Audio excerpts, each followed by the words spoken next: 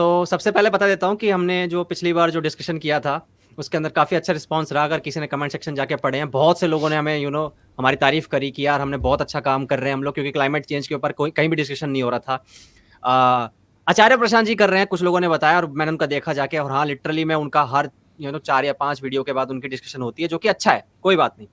और हमें भी डिस्कशन जारी रखना है। तो उसमें कुछ पॉइंट्स आए थे, कुछ कमेंट सेक्शन में फीडबैक आया था, तो उसके ऊपर हम लोग मैंने कुछ पॉइंट्स बना लिए हैं, उस पे यार डिस्कशन होने वाला है, ठीक है? नाइस। तो सबसे पहले भाई हम स्टार्ट करते हैं स्वच्छ भारत अभियान से। क्या स्वच्छ भारत अभियान जो स्टार्ट किया गया था 2014 के अंदर, आपके हिसाब से, आप सबके हिसाब से वो सक्सेस रहा या फेलियर रहा? अगर फेलियर रहा तो क्यों रहा?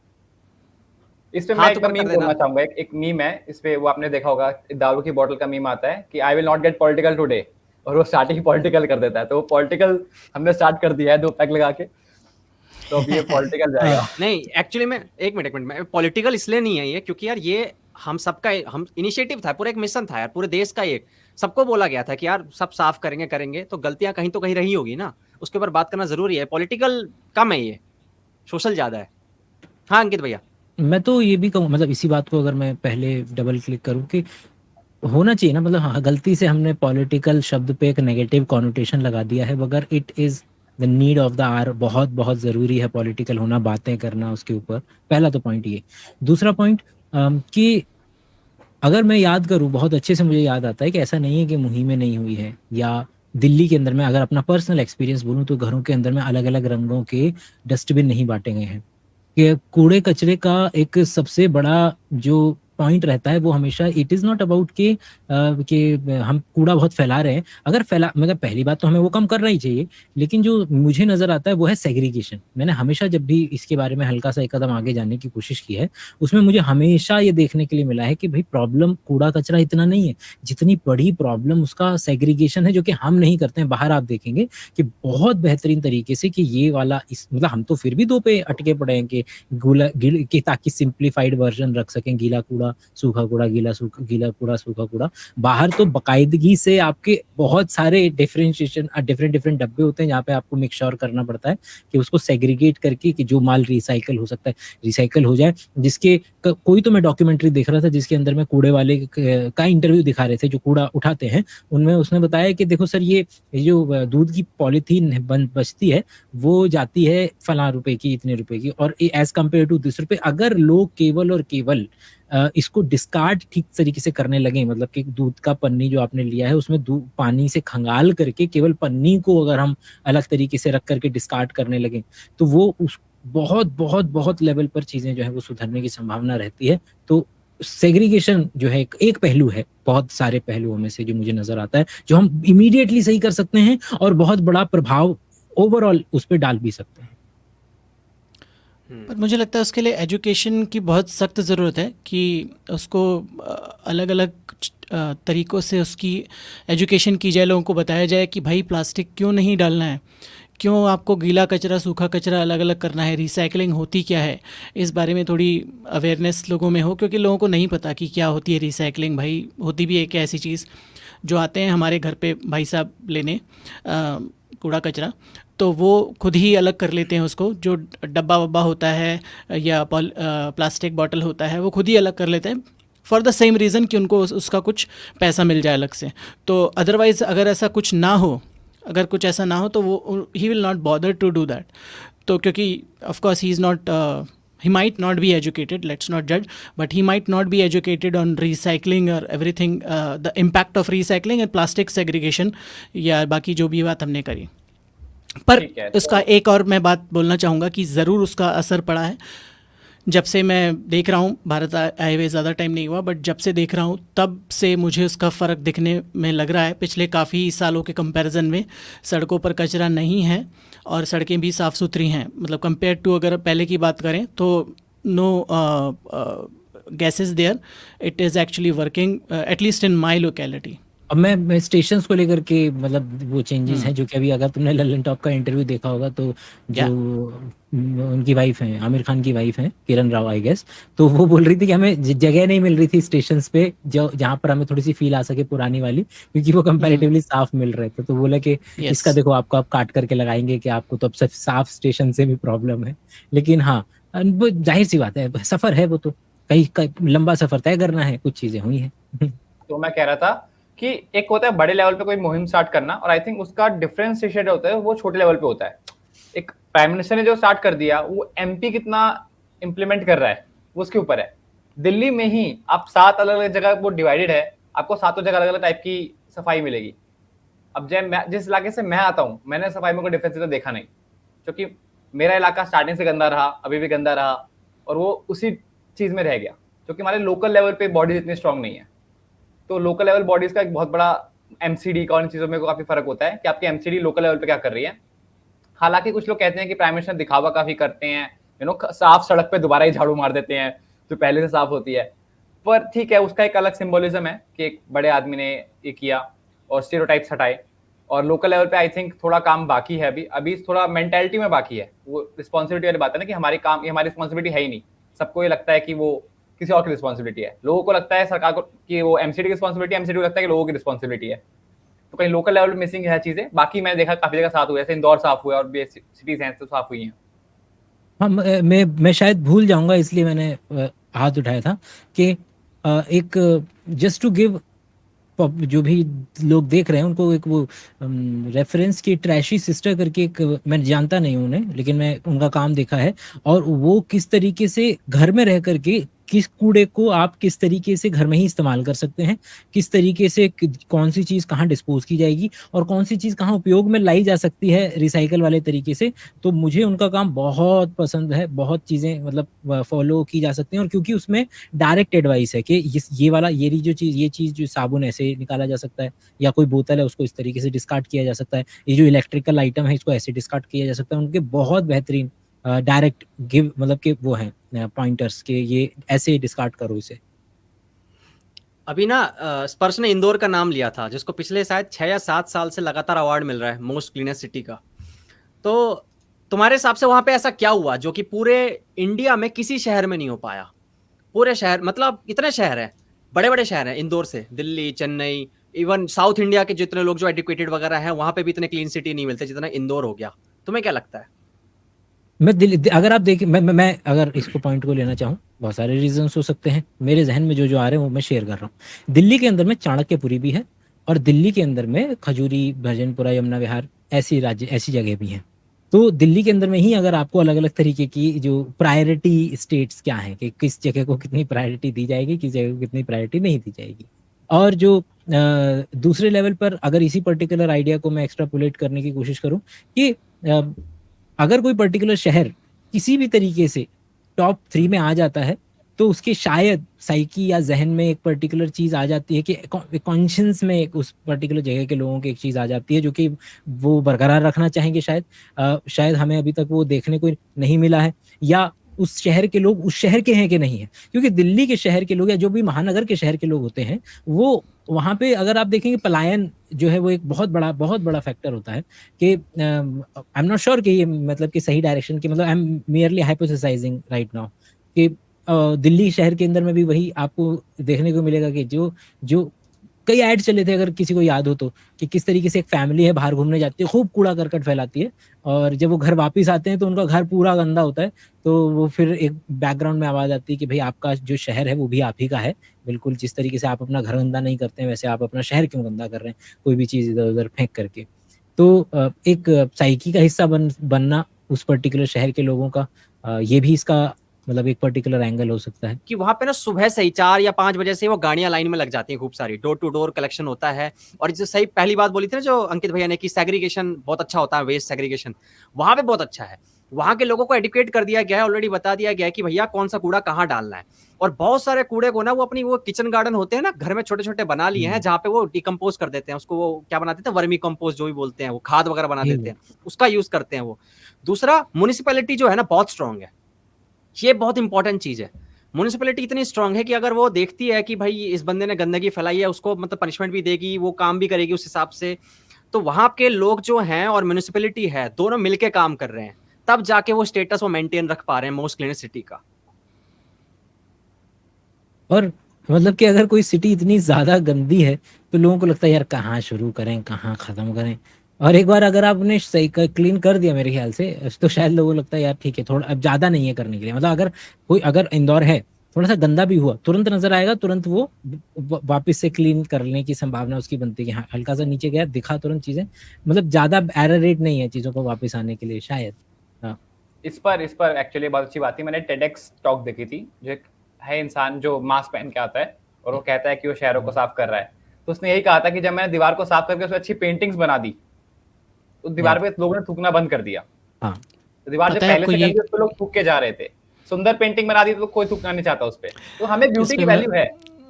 इसमें हाँ। सबसे बेहतरीन सॉल्यूशन जो जनरली लोगों ने किया ना, उस पे थोड़े धार्मिक चित्र बना दिए गए दीवारों पर साफ करने के बाद में कुछ शहरों में, ताकि लोग उसको सोच भी ना सकें उस जगह पर कुछ गंदगी करने की। और ये तो हमारी आदत होती है ना कि जहाँ पर हमें थोड़ा सा गंदगी दिखती है तो वहाँ पे हम एक अदृश्य साइन बोर्ड देख लेते हैं कि कचरा यहाँ पर डालना है, भले ही वो जगह कुछ भी हो। है और ना? स्पेशली ये खाली बिल्कुल सही, हाँ हाँ। खाली प्लॉट जहाँ पर होता है ना, हाँ, जैसे मेरे घर के बगल में खाली प्लॉट है, तो ये खाली प्लॉट में तो अनरिटन रूल है। वो ऊपर तक भरा होता है। वो मतलब कि जब तक वो बंदा बेचारा जिसका प्लॉट है वो किसी दूसरे शहर में रह रहा है, वो आकर क्लीन ना करवाए वापस से भर जाने के लिए 1-2 महीने बाद, ऐसा हमेशा होता है। और नोबडी ये केयर्स एक्चुअली। स्पर्श ने जो बात बोली उसका वही आपने बोला कि उसका ऑपोजिट भी उतना ही ट्रू है कि अगर साफ करा दी तो साफ रखाएगा जाएगा, और हल्की सी गंदी हो गई तो फिर उसके ऊपर वो पॉजिटिव फीडबैक मैकेनिज्म से वो चीज और गंदी दर गंदी होती चली जाएगी। बिल्कुल खाली बिल्कुल, प्लॉट तो मेरे घर के साइड में भी है, और वो हाँ मेरी वैसा मैम का ही है, भाई स्कूल मैं की बोल रहा हूँ का। ना, अनरिटन मेरे रूल है घर वो के बगल खाली। में है। मेरी स्कूल की टीचर का है वो जानबूझ से गंदा और करते हैं हम लोग। और पता है क्या होता है उसमें, मैं आपको एक चीज़ बताता हूँ। और ऑनेस्टली हम लोग उसमें कचरा नहीं डालते हैं, पर रुको, स्पर्श को आने दो। ये क्या कर रहा है, इसको सुशु आ गई इसको। चलो मैं कंटिन्यू कर लूँ फिर। पता नहीं यार, ये बिना बताए चला गया, ये मतलब इशारा भी नहीं किया। अरे वो शायद इसको सुशु आ रही होगी। मुझे कोई लगता नहीं। है लाइट चली गई है। नहीं लाइट गई होती तो ये शक्ल नहीं आ रही होती। पूछ लो एक बार ये कहाँ चला गया। तो उसमें मैंने लोगों को गद्दे डालते हुए देखा है, पता है, पूरा का गद्दे पूरा मतलब- गद्दा होता है ना, गद्दा, रजाई गद्दा, हाँ हाँ। मैट्रेस जो गंदा मैट्रेस है वो डालते हुए देखा है ऊपर छत से। मैंने कहा कि क्या प्रॉब्लम है भाई, कपड़े क्यों डाल रहे हो ऐसे?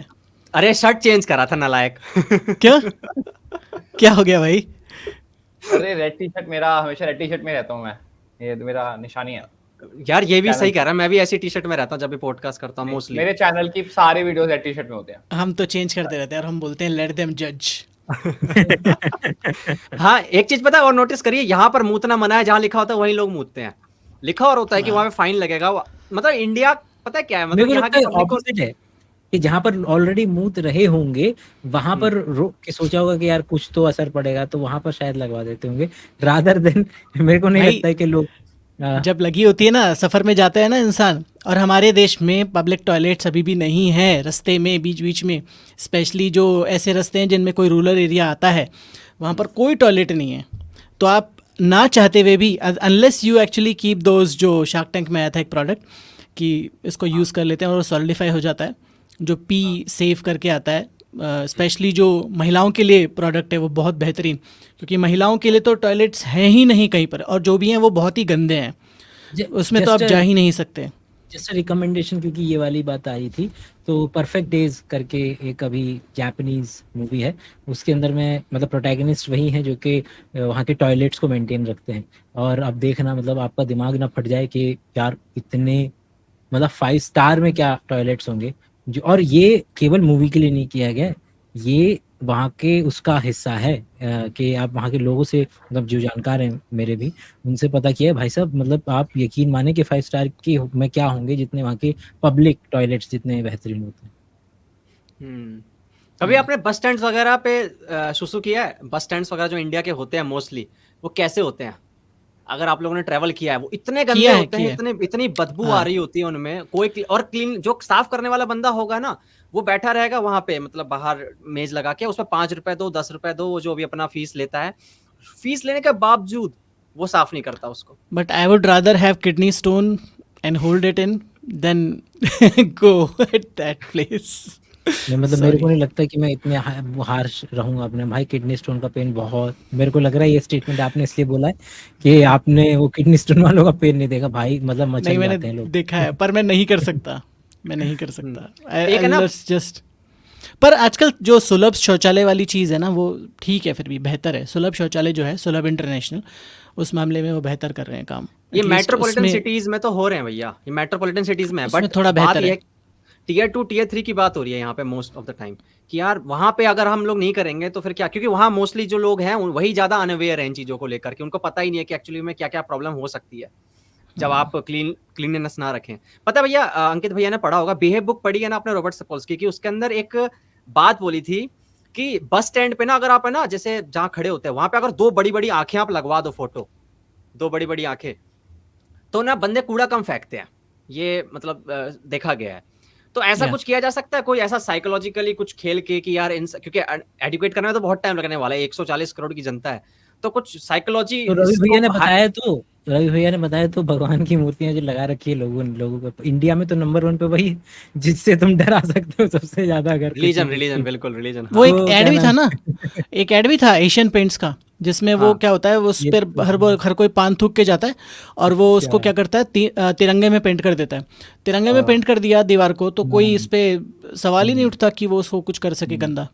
तो ये अच्छा तरीका है, मतलब लोगों को एटलीस्ट, ये सबसे खराब तरीका है वैसे, बट लोगों को ठीक ठाक रखने के लिए अच्छा तरीका है। ये देखो लाइट चली गई है भाई साहब की। बिजली विभाग वाले नाराज है आपसे। आपसे या आपसे? स्पर्श भाई से, मेरे से तो नाराज है ही, मेरे से अभी क्या पता हो जाए, कुछ पता हाँ, नहीं है। मतलब बहुत ज्यादा स्पर्श हैवी तो- डिमांड, हाँ हाँ, बहुत कोई ज्यादा बात हैवी नहीं, डिमांड। कोई बात नहीं, स्पर्श बैठे रहो, तुम अच्छे लग रहे हो वैसे, बस कैमरा स्थिर रख लो। हाँ एक ऐसी यूएसबी लाइट ले लो जो लाइट जाने पर भी चली जाए, चल जाए। बिल्कुल। कौन अब सी आगे होती भाई- है? लाइट इन्वर्टर लाइट आती है वैसे, है ना? हाँ हाँ? हाँ, आप तो खुद ही इन्वर्टर लाइट बोल रहे आती थे। है, हाँ, क्या कौन सी लाइट? इन्वर्टर लाइट, बल्ब ही उसमें हाँ, बल, हाँ, वो मैं बोल, आजा आजा, बताइए। आराम से आजा। प्लास्टिक के ऊपर आते हैं, प्लास्टिक की प्रॉब्लम के ऊपर हमने पिछली बार बात नहीं करी थी। सबसे पहले तो यार आवाज आ रही है ना करी थी अंकित बात भैया? अंकित थोड़ी भैया सी। ऊपर देखने लग गए थे। हाँ, प्लास्टिक की बात की थी, बट आज नहीं, हम मैं प्लास्टिक समझ को रहा थोड़ा, प्लास्टिक को और अच्छे से समझेंगे। अंकित भैया सबसे पहले तो आप या फिर आप दोनों में से कोई भी बताओ कि प्लास्टिक को डिग्रेड करना इतना मुश्किल क्यों होता है, और माइक्रो प्लास्टिक जो होते हैं वो क्या होता है? मतलब मैं पहले मैं बता दूं कि इतनी जानकारी नहीं है, लेकिन बेसिक साइंसेस के लेवल पे बता देता हूँ। अगर हम देखेंगे कोई भी ऑर्गेनिक चीज़ है, मतलब हम क्या कंपेयर किससे कर रहे हैं कि ये एक तरीके से वो पॉलीमर है जो इंसानों ने वैसे बना दिया है, लेकिन जितनी भी इसके ऑपोजिट में चीज़ें हैं, जो कि खाना, बची हुई चीज़ें, पत्ते, सूखे पत्ते, लकड़ी, ये जो चीज़ें हैं क्या हैं, ये जीव मात्र का ही तो हिस्सा है, ऑर्गेनिक चीज़ें हैं। और इवोल्यूशन के दौरान क्या हुआ है कि इनके ऊपर थूक करके, जिसको सैप्रोफिटिक न्यूट्रिशन बोलते हैं, चाहे वो फंगस हो, चाहे वो अलग अलग तरीके के बैक्टीरियाज हो, वो क्या कर रहे हैं कि इस तरीके के इवोल्यूशन के दौरान इस तरीके के एंजाइम्स एग्जिस्टेंस में आए जो कि इनको तोड़ सकते हैं और बहुत कम समय के अंदर में डीकम्पोज कर सकते हैं। अब जो प्लास्टिक बनाया हमने पिछले 5-7 साल के अंदर में, एकदम से एक नया पर्टिकुलर टाइप का पॉलीमर है, उसको स्पेसिफिकली कोई व्यक्ति काटे, डिग्रेड करे, इस बात की संभावना कंपैरेटिवली कम नजर आती है। मैं बिल्कुल बेसिक साइंसेस के परिप्रेक्ष्य से बात कर रहा हूँ। तो वहां से बस इसी बात को अब अगर आप एक्स्ट्रापोलेट करेंगे तो समझ में आएगा कि हाँ यार, गत्ता वत्ता में पानी अगर लग जाए और उसको मैं ज़मीन पे फेंक दूं, या फल हो या कोई ऐसी चीज़ हो, तो वो कितनी जल्दी डिग्रेड हो जाएगी, क्योंकि वहाँ पे उस पर बैक्टीरिया, उसके ऊपर फंगस, उसके ऊपर मिट्टी, ये सारी चीज़ें जब लगेंगी और ह्यूमिडिटी अगर आएगी और वो एंजाइम्स जब काम करेंगे, तो वो पर्टिकुलर चीज़ अपने बेसिक फंडामेंटल मॉलिक्यूल्स के अंदर में टूटेगी, उसी को हम डिग्रेडेशन बोल देते हैं। और ये पर्टिकुलर चीज़ किसी भी तरीके की मैनमेड प्लास्टिक जो होता है उस पर उतना अच्छे से एप्लीकेबल नहीं होती। इसलिए या तो आप ऐसा करें कि उस फंगस से इस तरीके की चीज़ें बनवा लें, जो हम आजकल देख रहे हैं कि जो सिंगल यूज प्लास्टिक उसको भले से बोल देते हैं, लेकिन वो ऐसे पर्टिकुलर सोर्सेज से रहे हैं जो कि जब जमीन में गिरेंगे तो उनको डिकम्पोज करने वाले बैक्टीरिया माशरे में, समाज में डिकम्पोज करने वाले फंगस पहले से उपलब्ध है। या फिर आप इस तरीके की जेनेटिक इंजीनियरिंग से रिवर्स इंजीनियरिंग कुछ भी करा करके इस तरीके के एंजाइम एग्जिस्टेंस में लेकर के आ सकते हैं जो ऑलरेडी पहले से प्लास्टिक मौजूद है उसे काटने में या उसको डाइजेस्ट करने में सक्षम हो। तो ये दो तरीके हैं जिससे हम इसको आगे बढ़ा सकते हैं। और ये बिल्कुल फंडामेंटल बेसिक्स के ऊपर मैंने बात की है, मुझे प्लास्टिक के टाइप और उसको लेकर के बिल्कुल भी जानकारी नहीं, वो सर मतलब रवि भैया बताएंगे। और एक और चीज़ मैं बता दूं इसमें, नहीं आपने बहुत अच्छे से बता दिया, बेसिकली टाइप से उससे कोई फ़र्क भी नहीं पड़ता। हर जो भी प्रकार का मैन मेड प्लास्टिक है, जितने भी तरह का है, वो पॉलीइथाइलिन से लेकर जो भी बाकी जितने भी तरह के प्लास्टिक होते हैं, किसी प्रकार के प्लास्टिक को नॉन माइक्रो ऑर्गेनिज्म जो अभी तक हमें पता है वो डिग्रेड नहीं कर सकता। हो सकता है नेचर में कोई ऐसा माइक्रो ऑर्गेनिज्म हो, ऐसा कोई बैक्टीरिया फंगस हो जो प्लास्टिक को डिग्रेड कर सकता हो, पर अभी तक हमें नहीं मिला। जैसे ऑयल स्पिल के डिग्रेडेशन के लिए कुछ माइक्रो ऑर्गेनिज्म मिले थे, तो हो सकता है प्लास्टिक को भी डिग्रेड कर लें, क्योंकि पर उसकी संभावना कम है, क्योंकि एवोल्यूशन जो हमारा हुआ है अभी तक, प्लास्टिक का जो है अभी तक का जो आया है उद्भव प्लास्टिक का, वो बहुत थोड़े समय के लिए, तो नेचर को टाइम ही नहीं मिला इस मैन मेड चीज़ को डिग्रेड करने के लिए। अगर प्लास्टिक नेचुरल होता किसी प्रकार से, तो अभी तक उसका कोई प्रॉब्लम ही नहीं होती उसको यूज़ करने में, कुछ भी करने में। बट यहाँ पर मेन मुद्दा जो मुझे लगता है कि हमें सिंगल यूज़ प्लास्टिक जो हम बात करते हैं हमेशा, सिंगल यूज़ प्लास्टिक यानी प्लास्टिक की ऐसी थैली जो आप लाए या पैकेजिंग जो आप लाए उसको फेंका और वो बेकार हो गई। इस तरह का प्लास्टिक जो हम बोतल में यूज़ करते हैं, इससे इतना ज़्यादा प्रॉब्लम नहीं होगी, क्योंकि एटलीस्ट इसका जो शेल्फ़ लाइफ है, यूज़ है, वो कुछ महीनों से लेकर कुछ सालों तक हो सकता है।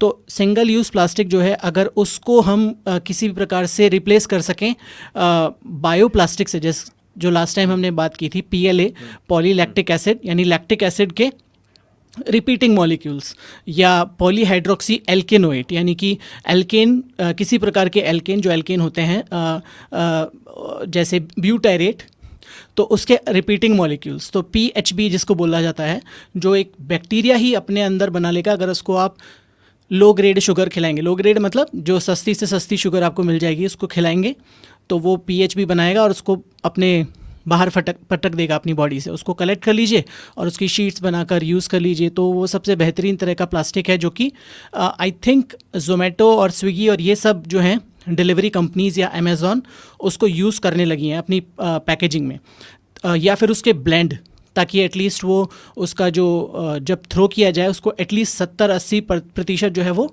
डिकम्पोज हो जाए तुरंत, विद इन डेज़। तो इस तरह से प्लास्टिक की समस्या को सुलझाया जा सकता है मेरे हिसाब से। तो भैया अभी ना आपने बोला था कि रवि भैया से कह रहा हूँ कि नेचर में अभी तक कोई ऐसा बैक्टीरिया या फिर कोई माइक्रो ऑर्गेनिज्म नहीं मिला है जो डिग्रेड कर सकता है प्लास्टिक को। तो क्या Known हम नहीं है। जेनेटिकली, हाँ जेनेटिकली हम इंजीनियर नहीं कर सकते किसी भी तरीके के बैक्टीरिया को जो कि इन प्लास्टिक को खा सके, या फिर मतलब किसी भी तरीके से बैक्टीरिया फंगस में इतनी नॉलेज नहीं है जेनेटिकल इंजीनियरिंग उसकी, बट क्या करा नहीं जा सकता? क्या पॉसिबिलिटी नहीं बन सकती? 100% कर सकते हैं। बट क्या आप ऐसा जेनेटिकली इंजीनियर GMO प्रोडक्ट छोड़ना चाहेंगे अपने नेचर में इतने वाइड स्प्रेड पर, जो कि कुछ और चेंजेस ला सके या म्यूटेट कर सके? तो उसको भी हमें सोचना होगा। और ऐसा प्लास्टिक ईटिंग बैक्टीरिया बनाया जा सकता है, ऐसा कोई बहुत बड़ी बात नहीं है। उसमें जो भी जीन्स का मॉडिफिकेशन किया जा सकता है, बट वो क्या सक्सेसफुल होगा या क्या सक्सेसफुल है अभी तक मुझे इसकी जानकारी अभी नहीं है रिसेंट रिसर्च में। बट टेक्निकली जितना मुझे नॉलेज है, लिमिटेड नॉलेज, उसके हिसाब से बनाया जा सकता है। बट क्योंकि GMO जो भी जेनेटिकली मॉडिफाइड ऑर्गेनिज्म या जेनेटिकली मॉडिफाइड प्रोडक्ट्स होते हैं उसकी वाइड स्प्रेड एक्सेप्टेंस नहीं है, लोग थोड़ा डर जाते हैं कि GMO है, तो इसलिए शायद लोग उस दिशा में नहीं सोचते। और इसका जो बेहतर उपाय है वो यही है कि हम सिंगल यूज़ प्लास्टिक को बैन कर दें सीधे और बायोडिग्रेडेबल प्लास्टिक की तरफ अपना कदम रखें। क्योंकि सिंगल यूज़ प्लास्टिक एक बार सिस्टम से हट गया किसी भी तरीके से, एक बार क्लीन कर दिया, अपने ओशंस को क्लीन कर दिए, अपने वाटर बॉडीज़ को क्लीन कर दिए, सड़कों को क्लीन कर दिया, तो सिंगल यूज़ प्लास्टिक रहेगा नहीं। जब रहेगा नहीं तो फिर हमें उसकी ज़रूरत नहीं पड़ेगी उस तरह के माइक्रो ऑर्गेनिज्म बनाने की, इंजीनियर करने की। तो मुझे लगता है बायोडिग्रेडेबल प्लास्टिक या उसके ब्लेंड्स जो हैं उस दिशा में बहुत तेज़ प्रोग्रेस हो रही है, तो वो मुझे लगता है ज़्यादा बेहतर उपाय है। कॉस्ट क्या लगता है आपको? सिंगल यूज प्लास्टिक का कॉस्ट काफी कम नहीं होता कंपेयर्ड टू बायोडिग्रेडेबल प्लास्टिक? और इंडिया में जब पुअर कंट्री की बात कर रहे हैं तो उनको कॉस्ट इफेक्टिव फर्क नहीं पड़ता? कॉस्ट मैं आपको बताता हूँ, हाउ कॉस्ट इज डिटरमाइंड। जो प्रोडक्ट जितना वाइड स्प्रेड पर बनता है उसकी कॉस्ट उतनी ही सिग्निफिकेंटली कम होती जाती है। अब चूंकि ये प्रोडक्ट बन रहा है बायो रिएक्टर में या बड़े बड़े रिएक्टर्स में, माइक्रो ऑर्गेनिज्म जिनका खर्चा ना के बराबर है, तो अगर उसको लार्ज स्केल में बनाया जाएगा तो उसका जो कॉस्ट है सिग्निफिकेंटली नीचे जाएगा। बड़ी बड़ी कंपनियां बनाएंगी जब इसको, और कोई हमारे पास ऑप्शन ही नहीं है कि प्लास्टिक यूज़ नहीं करना, सिंगल यूज़ स्पेशली, तो उसकी कॉस्ट तो कम होगी, अपने आप सीधे हर प्रोडक्ट की कॉस्ट कम हो जाती है। जो हम कंज्यूमर गुड्स में भी देखते हैं कि जो एक टीवी था LCD, आज से 15 साल पहले उसकी कॉस्ट लाखों में हुआ करती थी। अब चूँकि टीवी हर घर की ज़रूरत है, या मोबाइल फ़ोन्स, तो अब उसकी कॉस्ट हज़ारों में हो गई है, कुछ तो और भी कम में मिल जाते हैं। तो same goes for any consumer goods जब लार्ज स्केल पर बनाए जाएंगे तो उसकी कॉस्ट अपने आप नीचे आ जाएगी। और मैं स्पर्श भाई की बात को अगर दूसरे तरीके से वो देखूं तो आप देखें कि अगर सिंगल यूज आपको आज सस्ता अगर पड़ भी रहा है तो आप उसकी होलिस्टिक जब कैलकुलेशन करेंगे एक वक्त के बाद आपकी पॉपुलेशन में कितने लोग उसकी वजह से बीमार पड़ रहे हैं, जब वो आंकड़ा आप अपने उस डेटा में फीड करेंगे तो आपको पता चलेगा कि यार ये मतलब कि शुरुआत में आपको थोड़ा पैसा डालना पड़ेगा, क्योंकि वही है कि शॉर्ट टर्म में आप सोच रहे हैं, हम लोग इतने बैंडविड्थ में सोच रहे हैं, इतनी बैंडविड्थ में नहीं सोच रहे। बड़ी बैंडविड्थ में सोचेंगे तो हमें पता चलेगा कि उसका कितना बड़ा नुकसान है। कि वही भले से हमारे पास ये न्यूज़ हर दूसरे न्यूज़ चैनल न्यूज़ आर्टिकल में आप सुन रहे हैं कि माइक्रो प्लास्टिक हमारे ब्लड में, माइक्रो प्लास्टिक बच्चे में, माइक्रो प्लास्टिक वूम में। उसकी दो वजह हैं। पहला तो एक तो हमारी ही ताकतें बढ़ी हैं जिसकी वजह से हम चीज़ों को डिटेक्ट कर पा रहे हैं। आज से 50 साल पहले थोड़ी इतनी बेहतरीन तरीके से आप पता कर पाते, जो कि कैंसर के पर भी उतना ही मैं एप्लीकेबल बोलता हूँ। कि लोग बोलते पहले कैंसर नहीं था, भाई पहले जो चीज़ लोग दूसरी चीज़ों से मर जाते थे, मतलब सेकेंडरी कॉन्सिक्वेंस की वजह से मर जाते थे, आप उनकी टेस्टिंग तो करा नहीं पाए, तो जस्ट बिकॉज के उसकी टेस्टिंग एग्जिस्ट नहीं करती थी, और जो उसकी जो सेंसिटिविटी है वो एग्जिस्ट नहीं करती थी। आज की तारीख में हम नैनो पार्टिकल्स तक जो है वो ब्लड्स के अंदर में या वूम के अंदर में डिटेक्ट कर पा रहे हैं, क्योंकि एक हिस्सा उसका डिटेक्शन का भी है और एक हिस्सा उसका जो हम यूज कर रहे हैं उसके एग्जिस्टेंस का भी है, नो डाउट। मैं पता कैसे बोल रहा था, हमारे ना एक सेकंड में बताता हूँ। हमारे किराने की दुकान है रिश्तेदारी के अंदर, ठीक है। तो जो उनके जो बच्चे मेरी उम्र के, मुझसे बड़े हैं, तो यंग है, तो वो खुद ही कहते थे कि यार हमारा बहुत मन करता है कि हम लोग ना प्लास्टिक यूज हटा दें और हम लोग बायोडिग्रेडेबल इन्वायरमेंट के उसमें जाएं, काफी इन्वायरमेंट के लिए करें। पर कहते हैं जो थैली, प्लास्टिक की थैली 10 पैसे से लेके 50 पैसे की तक के बीच में पड़ती है ना, वही बायोडिग्रेडेबल में 3 रुपए की पड़ती है। हम एक एडिशनल कॉस्ट 3 से 5 रुपए की नहीं कर सकते यार, अभी पड़ती है। तो कहते हैं हम दुकान पे रखना चाहते हैं अपने, पर वो फिर एक्स्ट्रा कॉस्ट हम कस्टमर से एक्स्ट्रा लेना पड़ेगा, वो कस्टमर को पसंद नहीं आएगा, बिल्कुल सही है। लेना बंद कर देंगे। कर रहा हूँ कि किस तरीके से कोई भी व्यक्ति टेस्ला या फिर कोई भी बैटरी वाली कार इसलिए नहीं लेगा कि उसके अंदर में ब्रह्म ज्ञान की प्राप्ति हो गई और नेचर के प्रति बहुत प्यार आ गया है। वो जब कॉस्ट इफेक्टिव हो जाएगी कि पर माइल उसके पैसा इतना आ रहा है कि हाँ उसके बराबर पड़ रहा है, तभी लोग स्विच करेंगे, और लोग तो और ज्यादा स्विच करेंगे। मतलब इंसेंटिव मोरालिटी से लाख गुना बेहतर, मतलब कि वो है कि लोगों को काम करवाना हो अगर, और इंसेंटिव क्या है कि जिस दिन वो कॉस्ट बीट कर जाएगी, लोग भाग करके वो चीज इस्तेमाल करेंगे। और दूसरा ये भी है कि जो प्लास्टिक इतना है वो डिग्रेड नहीं हो पा रहा, तो क्या हम उसका कहीं और यूज नहीं कर सकते? जैसे कि मैंने कहीं देखा था कि रोड बनाने में, कंस्ट्रक्शन के अंदर उसका यूज किया जा रहा है, क्योंकि एसफॉल्ट जिससे रोड बनती है हमारी, उससे ज्यादा ड्यूरेबल है प्लास्टिक, और कम टाइम में रोड बिछ जाती है। तो एक तरीका ऐसा हो सकता है। बहुत सारे ऐसे स्टार्टअप्स आ सकते हैं जो देख सकते हैं कि इतना कूड़ा कचरा जो हमारे आसपास है, उसका हम किस तरीके से हमारे ही फायदे के लिए, हमारे ही काम में, कंस्ट्रक्शन वगैरह में यूज कर सकते हैं। अभी आपने शार्क टैंक में आई डोंट नो देखा होगा, एक कंपनी आई थी जिसने बताया था कि हम जो शर्ट्स, ये पेट बॉटल्स हैं, PET बॉटल्स हैं, उनसे, जो प्लास्टिक बॉटल्स हैं, उनसे हम सन ग्लासेस बनाते हैं। तो सन ग्लासेस बनाते हैं और सन ग्लासेस को बेचते हैं। तो ऐसे ही उनकी और भी वो हैं कि अलग अलग प्रोडक्ट उससे बनाए जाएंगे। तो जो भी है वो इकट्ठा करेंगे कूड़ा कचरा समुद्र से, और उसको रिफाइन करके उससे अलग अलग तरह के प्रोडक्ट बनाएंगे। तो बनाए जा सकते हैं 100%। बस उसको कॉस्ट इफेक्टिव कौन करेगा, वो है। हाँ, मतलब इसके अंदर में फिर वही बात आ गई ना, फर्स्ट वाली हम जो डिस्कस कर रहे थे कि अगर आप सेग्रीगेट करके देंगे ना उन्हें, तो लोग क्या क्या नहीं इस्तेमाल कर सकते। कुछ माल हो यस। जाएगा इस्तेमाल सड़क के लिए, कुछ माल इस्तेमाल हो जाएगा ईंटें बनाने के लिए, मतलब ईंट ईंट का भी कॉन्सेप्ट था एक, कि आप घर की ईंट के लिए भी, मतलब जैसे वो लेगो ब्रिक्स होती है ना, वैसे ही ब्रिक्स का इस्तेमाल करके आप ब्रिक्स बना सकते हैं। एंड दे आर सो तो लाइट वेट एज वेल। हाँ, तो वो लेकिन वही है, वो सेग्रीगेशन पे बात आएगी, क्योंकि लोगों के पैसा चला जाएगा केवल और केवल इतने अलग अलग जगह के रिसोर्सेज से उन चीज़ों को एक जगह लेकर के आना, और सेग्रीगेट करने में पैसा चला जाएगा उनका। इसलिए अभी इंसेंटिव नहीं है उन लोगों के पास कि चलो इससे रोड बना दें या इससे ब्रिक्स बना दें। हाँ, ये प्रोटोटाइप स्टेज पर ही हो सकता है अभी फ़िलहाल तो। जब अगर सरकार इसमें पैसा खर्च करे कि हाँ सेग्रेगेट करके हम तुमको दे देंगे, जो अंकित भाई ने बोला बिल्कुल सही, क्योंकि the major cost actually comes from, क्योंकि प्रोडक्ट तो फ्री है, एक बार फेंक गया समुद्र में चला गया तो फ्री हो गया वो, राइट। बट उसको उठाकर सेग्रीगेट करके अलग अलग करके उसको धो पहुँच कर फैक्ट्री तक लाना, ये बहुत बड़ी कॉस्ट है, क्योंकि उसमें भी आपका ग्रीन हाउस गैसेज जा रही हैं, क्योंकि समुद्र से लेकर जो आपकी फैक्ट्री वहाँ तक जा रहा है, तो उसमें भी ग्रीन हाउस गैस एमिशन हो रहा है, जो ट्रांसपोर्टेशन लग रहा है उसमें, तो वो कौन देगा, कॉस्ट कौन देगा। और जो कार्बन फुटप्रिंट जनरेट हो रहा है उस वेस्ट को वापस से आपके सिस्टम में लाने में, उसकी भरपाई कौन करेगा, जो हम कर रहे हैं। शायद वो फिर से हम फुटप्रिंट उसका बढ़ा रहे हैं शायद उस केस में। मतलब ना ले दे के मुझे लग रहा है साइंटिस्ट्स, एंटरप्रेन्योर्स और गवर्नमेंट, और हमें तो बाद में हम चौथे लेवल पे आते हैं, हम सबको मिलकर काम करना पड़ेगा। जहां पे भी बिजनेस दिखेगा ना, वहां पर भैया ने सही बोला, इंसेंटिव जहां होता है और वहां मॉरलिटी की ज्यादा वैल्यू नहीं होती है। तो जहां भी, जैसे इंदौर की हम बात कर रहे थे, इंदौर में जो कूड़ा कचड़ा है वो क्यों उठा लिया जाता है गाड़ियों द्वारा, क्योंकि वो कंपनियां इंतजार कर रही हैं कि भैया आप जल्दी से, हमारे पास कूड़ा आएगा, हम उसको उसको तोड़ेंगे मरोड़ेंगे और उसके बाद उसको कुछ प्रोडक्ट बना के जिस कंपनी को भी चाहिए उसको दिया जाएगा। एक चीज़ बताऊं मैं आपको, कूड़े कचरे से याद आया, दुनिया का जो सबसे प्रॉफिटेबल बिजनेस है वो वेस्ट रिसाइकलिंग है, वेस्ट डिस्पोजल है, स्क्रैपिंग है दुनिया का सबसे बेहतरीन बिजनेस। और दुनिया की जो भी बड़ी बड़ी कंपनीज है ना, वो उसको चुपचाप से करती हैं, बताती नहीं है कि हम ये भी कर रहे हैं, भले ही वो एनवायरमेंट। मैं जा रहा हूँ फिर।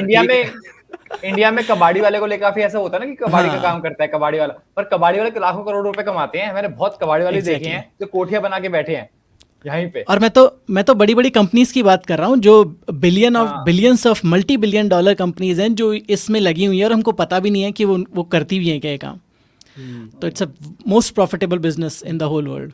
जिस दिन सड़क पे कूड़ा जो पड़ा हुआ है ना वो पैसे की तरह दिखने लग जाएगा ना लोगों को, उस दिन समझ लेना साफ हो जाएगा हमारा शहर, हमारा देश। वही है। अच्छा, ये मैं पॉइंट उठाना चाह रहा था, मेरे को उसका जवाब नहीं पता है, लेकिन मेरे पास क्वेश्चन है। ये जो इंडिया के अंदर में पान मसाला थूकने का जो चलन है, वो उसका मतलब एक तरफ से नजर आता है कि भाई सरकार को सबसे ज्यादा रेवेन्यू टैक्स आ रहा है तो वो बंद नहीं हो रहा है, और दूसरी तरफ से वो लोग थूक रहे हैं तो वो जो टैक्स मनी है फिर दोबारा से वो सफाई के अंदर में भी घूमती जा रही है। तो मेरे को तो बस ये नजर आ रहा है कि भले से चक्का घूम रहा है लेकिन थूक वहीं का वहीं रहेगा, क्योंकि तुम साफ करोगे दूसरा थूक के जाएगा वो। तो मेरे पास ये सवाल ही है कि इसके ऊपर भी अगर हम कुछ डिस्कस कर पाए तो। उसका तो बस ये है कि हर जगह मुझे लगता है कि हाथ ऊपर कर लिया करो यार। नहीं सॉरी, मैं एक बोलना चाहूँगा, इसमें सबसे बेहतरीन उसका आंसर है कि उसकी कॉस्ट को इतना ज़्यादा, उसकी जो प्राइस है उतना ज़्यादा बढ़ा दो कि कंज्यूमर के रीच से बाहर चला जाए, जो कि विदेशों में होता है। मैं आपको बताता हूँ, विदेश का एग्जांपल हमेशा लेता हूँ। सिगरेट का जो कॉस्ट है ना, विदेशों में लोगों को मैंने देखा है सिगरेट पर राशनिंग करते हुए। क्यों? क्योंकि एक सिगरेट आ रही है $3 $4 की, तो अब आप सेम यहाँ पर लगा दो कि एक गुटखे का पैकेट जो अभी आई डोंट नो कितने का आता है, 10 रुपये 20 रुपये, आई am just assuming, I don't no, तो उसको अगर मान लीजिए 200 रुपये का कर दिया जाए, इंसान खरीदेगा तो भी, बट उसकी राशनिंग कर देगा उसमें। वो कहेगा कि 2 पैकेट की जगह मैं आधा पैकेट ही खाता हूँ, या 4 की जगह एक पैकेट खाता हूँ। तो I think that will actually subsidise the कचरा जो आप बोल रहे हो। इसमें एक दिक्कत है, क्योंकि इंडिया में दिक्कत ये है कि जब महंगा कर देते हैं ना हम लोग बर्डन टैक्स वाला, इंडिया में पेटी क्राइम्स बढ़ जाते हैं। इंडिया में लोग चोरी स्टार्ट कर देंगे गुटखे के लिए और शराब के लिए, लोग लोकल लेवल पे भी तो बनाना शुरू कर देंगे। हाँ, लोकल लेवल पे गंदा बनेगा, उससे लोगों की मौत हो सकती है। प्लस अब वो पेटी क्राइम्स इंडिया बढ़ते हैं, जहाँ अब वो बीवी का पैसा उठा के गहने बेच के भी वो शराब ले आएगा, तो गुटखा उससे भी खा लेगा। तो ये हालत है इंडिया में, महंगा कर दिया वो तो घर बार बेच देगा। वो घर और भेज देगा। बर्बादी हो ये जाएगी। मतलब बिल्कुल सही पकड़ा स्पर्श ने, क्योंकि बाहर तो नहीं हाँ। मतलब इतने हाँ। इतना एटलीस्ट वो हाँ। नहीं, कोहराम पर मचेगी। उसको किसी भी तरीके से कंट्रोल तो करना ही पड़ेगा हमें, कुछ किसी भी प्रकार से। आई आई मैंने इसके अगेन आई ऊपर डोंट हैव एनी अरे आंसर्स, बट या मैंने इसके ऊपर रिसर्च बहुत करी अच्छा थी, मैं बताता हूँ। मैं बताता हाँ हूँ। बताओ। तो ये बात हुई थी कैसे हम लोग, आप अंकित से बोले थे, कुछ बोला है? अरे मैं तो बस वो एक, अगर किसी को याद हो तो अभी अभी ललन टॉप का एक वीडियो आया था जिसमें लोग गुटखा ले रहे हैं और वो व्यक्ति स्पेसिफिकली एम्फेसाइज करके बोल रहा है कि जिस पे कैंसर का फोटो कैंसर। बना होता है ना वो वाला खाना चाहिए, दूसरा वाला नहीं खाना चाहिए, कि उसमें कुछ मजा ही नहीं आता है जिस पे कैंसर वाला फोटो नहीं बना है।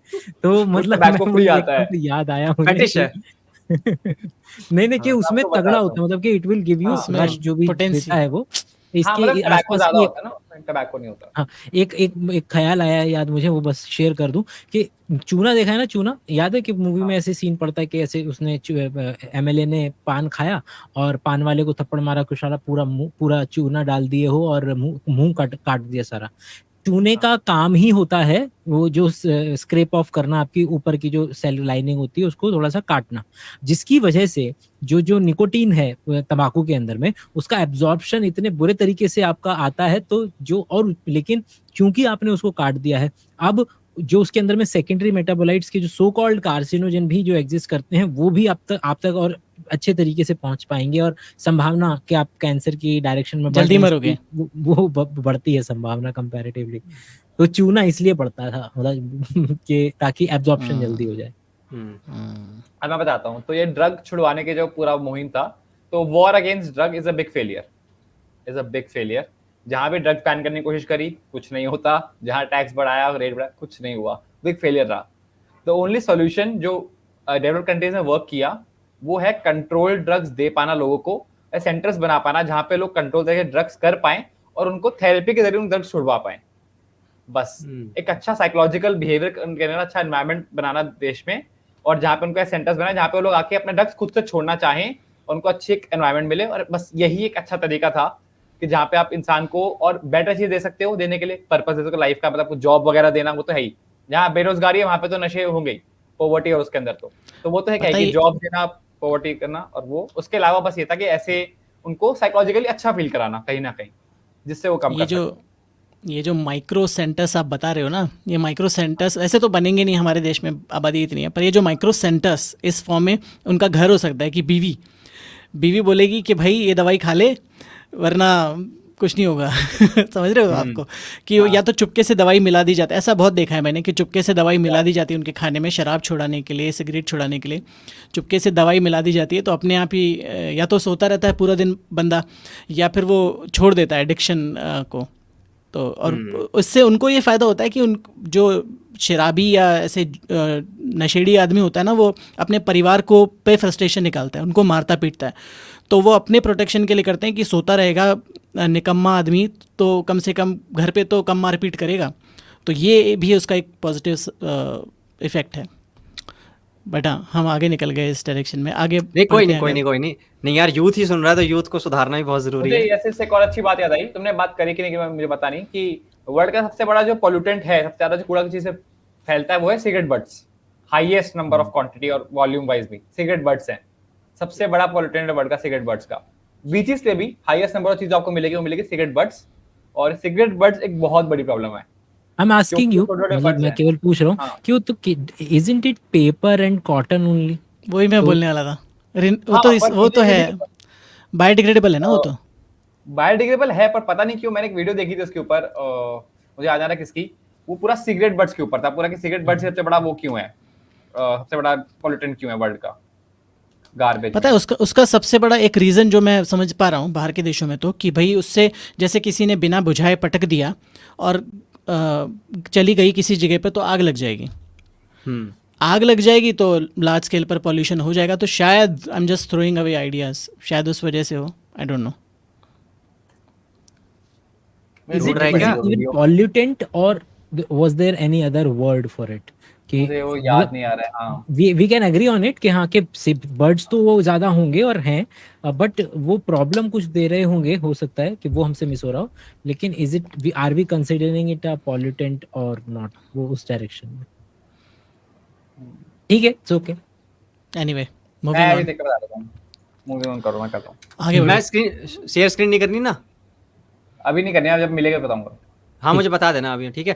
तो ठीक है। सेकंड पॉइंट पे बढ़ते हैं हम कि जो 10% ग्लोबल कार्बन एमिशन के लिए जिम्मेदार है जो इंडस्ट्री, और 20% ऑफ वाटर पोल्यूशन के लिए जो जिम्मेदार है इंडस्ट्री, वो है फैशन इंडस्ट्री। यहां पर अच्छा। आप देखते हो फास्ट फैशन का एक ट्रेंड चला हुआ है। फैशन पहले क्या होता था, हम कपड़े इस मौसम के हिसाब से लेते थे, समर विंटर मॉनसून जो भी है। अब ट्रेंड बदलते रहते हैं और उस हिसाब से कंपनी जो होती हैं जितनी भी, वो बहुत तेजी से कपड़ा बनाती है और बहुत सारा कपड़ा ऐसा होता है जो नहीं बिकता और लैंडफिल्स में डाल दिया जाता है। एक फैक्ट मैंने पढ़ा था, सुरेश व्यास की एक वीडियो देखी थी, उसमें बताया गया था कि एक सिंगल पेयर ऑफ जीन्स को बनाने के लिए 7500 लीटर पानी लगता है, सिंगल पेयर ऑफ जीन्स। और ये शर्ट जितने भी कपड़े वगैरह हैं इन सब की बात कर रहा हूँ, ये पूरे इंडस्ट्री जो है, क्योंकि डाइंग वगैरह होते हैं, इसमें बहुत सारे प्रोसेस होते हैं जिसमें बहुत सारा पानी खर्च होता है। तो आपके हिसाब से फैशन इंडस्ट्री जो है, जो ये फास्ट फैशन जो ये ट्रेंड चला हुआ है, इसका क्या सॉल्यूशन है कि हम लोग, आपको पता है वैसे एक फैक्ट और बता दूं, 9 crore ton annually, 9 crore ton जो है वो कपड़ा वो लैंडफिल्स में फेंक दिया जाता है एनुअली इस इंडस्ट्री द्वारा, और सिर्फ उसमें से 10 या 15% ही रिसाइकल हो पाता है, बाकी सड़ता रहता है वहां पे। तो क्या सॉल्यूशन है कि हम ऐसे लैंडफिल्स क्रिएट ना करें और किसी तरीके से इस फैशन इंडस्ट्री में इतनी अकल आ जाए कि भैया तुम लोग प्लैनेट के जो ये खूबसूरत जगह है उसको लैंडफिल्स बना रहे हो और पानी की बर्बादी तो कर ही रहे हो।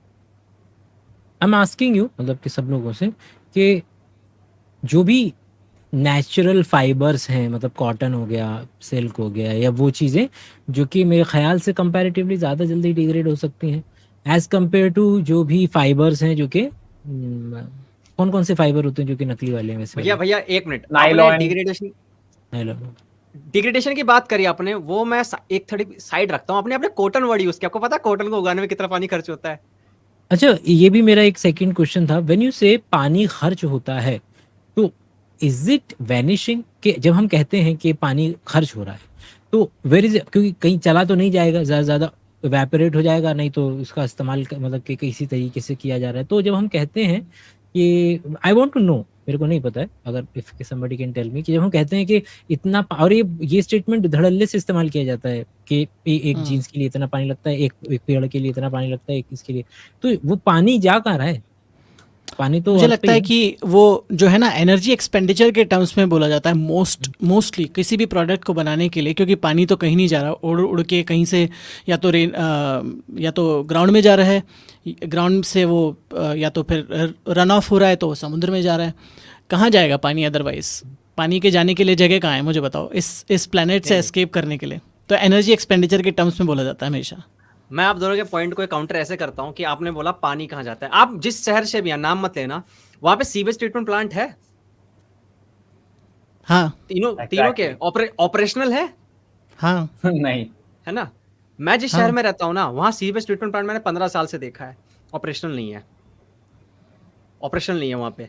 और तो ये कहाँ मैं जाता है डाटा इसका बताता हूँ, पानी? एक डाटा बता देता हूँ, मेरे पास एक डाटा मैंने बात लिखा हुआ है था। कि वो पानी रियूजेबल नहीं रहता, क्योंकि हमारे यहाँ पे वो नहीं, पानी नहीं। तो कंजर्वेशन की वजह से सेम रहेगा, पर वो कितना हाँ, पानी यूजेबल बचता है वो नहीं मतलब पता। मेरे ख्याल से सब ultimately- लोग सही डायरेक्शन में जा रहे हैं। कहना ये चाह रहे हैं कि जब हाँ। आपने उसका इस्तेमाल किया होगा, चाहे उसमें डाई लग गई, चाहे उसको कि इधर हो गया उधर हो गया, हाँ, वापस हाँ, से हाँ, उसको किसी व्यक्ति के गिलास में डालने में एनर्जी खर्च होगी, जो कि रवि भाई बोल रहे थे कि इस लिहाज से हमेशा उसको समझना पड़ेगा। हमेशा एनर्जी एक्सपेंडिचर के टर्म्स में देखा जाता है, क्योंकि अगर मैं आपको केमिकल स्टैंड पॉइंट से बताऊं तो पानी जाने की जगह है ही नहीं कोई प्लेनेट से बाहर, तो जाएगा इधर से उधर घूमकर, पर उसको वापस से लाने में एनर्जी लगेगी, फिर वापस से जाएगा, फिर एनर्जी लगेगी। तो एनर्जी क्राइसिस तो है ही हमारे देश में, तो इतना पानी लगता है मींस इतनी एनर्जी लगती है टेक्निकली, हम यही बात करते हैं। लेकिन अच्छा है, मैं तो एनर्जी की क्या है ना कि आम आदमी को पानी अच्छा समझ में आ जाएगा, अच्छा इतना पानी लगता है। अगर उसको हम किलो जूल बोल गए तो फिर उसको वॉटेज में मेरे ख्याल बोलेंगे से तो चमकेगा भी नहीं। तो बेहतर नहीं है आएगा। कि हम वो शब्दावली भी अगर हम इस्तेमाल कर पाए, नो डाउट। इसीलिए अमेरिका में अभी तक फुटबॉल फील्ड्स यूज़ हो रही हैं as a unit of measurement, अच्छा, हाँ इसी वजह से। हाँ हाँ हाँ, क्योंकि जितनी लोगों को नहीं वीडियोस पता। देखते हैं, हाँ उसमें ऐसे ही बताते हैं, अगर जगह के बारे में बताना हो तो। हाँ, तो अभी आपने बोला वो कि भाई ठीक है, एनर्जी बहुत ज़्यादा एनर्जी खर्च हो जाती है, ठीक है, लेकिन यार जो हम लोग जो सीवेज ट्रीटमेंट प्लांट बना के रखे हुए हैं, आप लोगों के तो ऑपरेशनल है, आप बता रहे हैं, बहुत अच्छी बात है, आप किस्मत वाले हैं। मैंने यहाँ देख रहा हूँ 15 साल से ऑपरेशनल नहीं है। मैंने डाटा देखा था 1093 बड़े-बड़े सीवेज ट्रीटमेंट प्लांट है, जिसमें से सिर्फ 50% ऑपरेशनल है। तो बाकी 50% का हमने क्या किया? हमने भाई गवर्नमेंट के लेवल पे बात कर रहा हूँ मैं कि हम लोगों ने पैसे खर्च करवाए, हमारे टैक्स का पैसा वहाँ लगा, उन लोगों ने उसको यूज़ नहीं किया। जो पानी नालियों में सड़ रहा है, गंदगी मच रही है, जिसके कारण बीमारियां फैल रही हैं। आप कह रहे थे ना कि पानी जाता कहाँ है? वो पानी जो गंदा पानी है वो ग्राउंड वाटर को भी खराब करता है। एनिमल्स वगैरह जो होते हैं उनकी भी हालत खराब होती है। तो बहुत सारे नेगेटिव इम्पैक्ट्स होते हैं उस चीज के। तो इन सीवेज ट्रीटमेंट प्लांट का काम सिंपल ये है कि भैया हमारा वेस्ट पानी जो है आप उसको ट्रीट कर दीजिए, या तो हमारे टंकी में भिजवा दीजिए या हमारे गिलास जो हम लोग खाना खाते हैं, पानी पीते हैं, उसमें पहुंचा दीजिए। बस इतना काम कर दीजिए। उस गंदे पानी को ज्यादा देर तक सड़ने मत दीजिए एनवायरनमेंट के अंदर। बस ये वाली बात है। सीवेज ट्रीटमेंट का जो सूएज ट्रीटमेंट का जो पानी है वो आपके ग्लास में आएगा तो उसकी एक्सेप्टेंस होगी भी नहीं वैसे भी। और सिंगापुर ही एक ऐसी जगह दुनिया में जहाँ तक पता है जहाँ पे सूएज ट्रीटमेंट का पानी वापस से पब्लिक यूसेज के लिए यूज़ किया जाता है। कि आपका जो सूएज ट्रीटमेंट का पानी है, दुबई में मुझे नहीं पता, सिंगापुर में तो 100% होता है कि उसमें लिखा होता है कि this water was sewage at one time, ऐसा कुछ लिखा हुआ होता है। पर वो भी छोड़ दीजिए। पर जो आप बोल रहे हो कि ऑपरेशनल नहीं है, इसका मतलब क्या हुआ? मतलब कि ऑपरेशनल नहीं है मतलब कि कहाँ जा रहा है वो सारा गंदगी जो है, कहाँ, मतलब क्या हो रहा है उसका? मच्छर उग रहे हैं उसमें और पता नहीं कैसे कैसे बीमारियां। मतलब मैं देखता हूं ना नाले, ओपन नाली वगैरह, ओपन नाले का सिस्टम आप बोल रहे हो वही ना? या ओपन है बिल्कुल। और ये चीजें उसमें हैं खराब।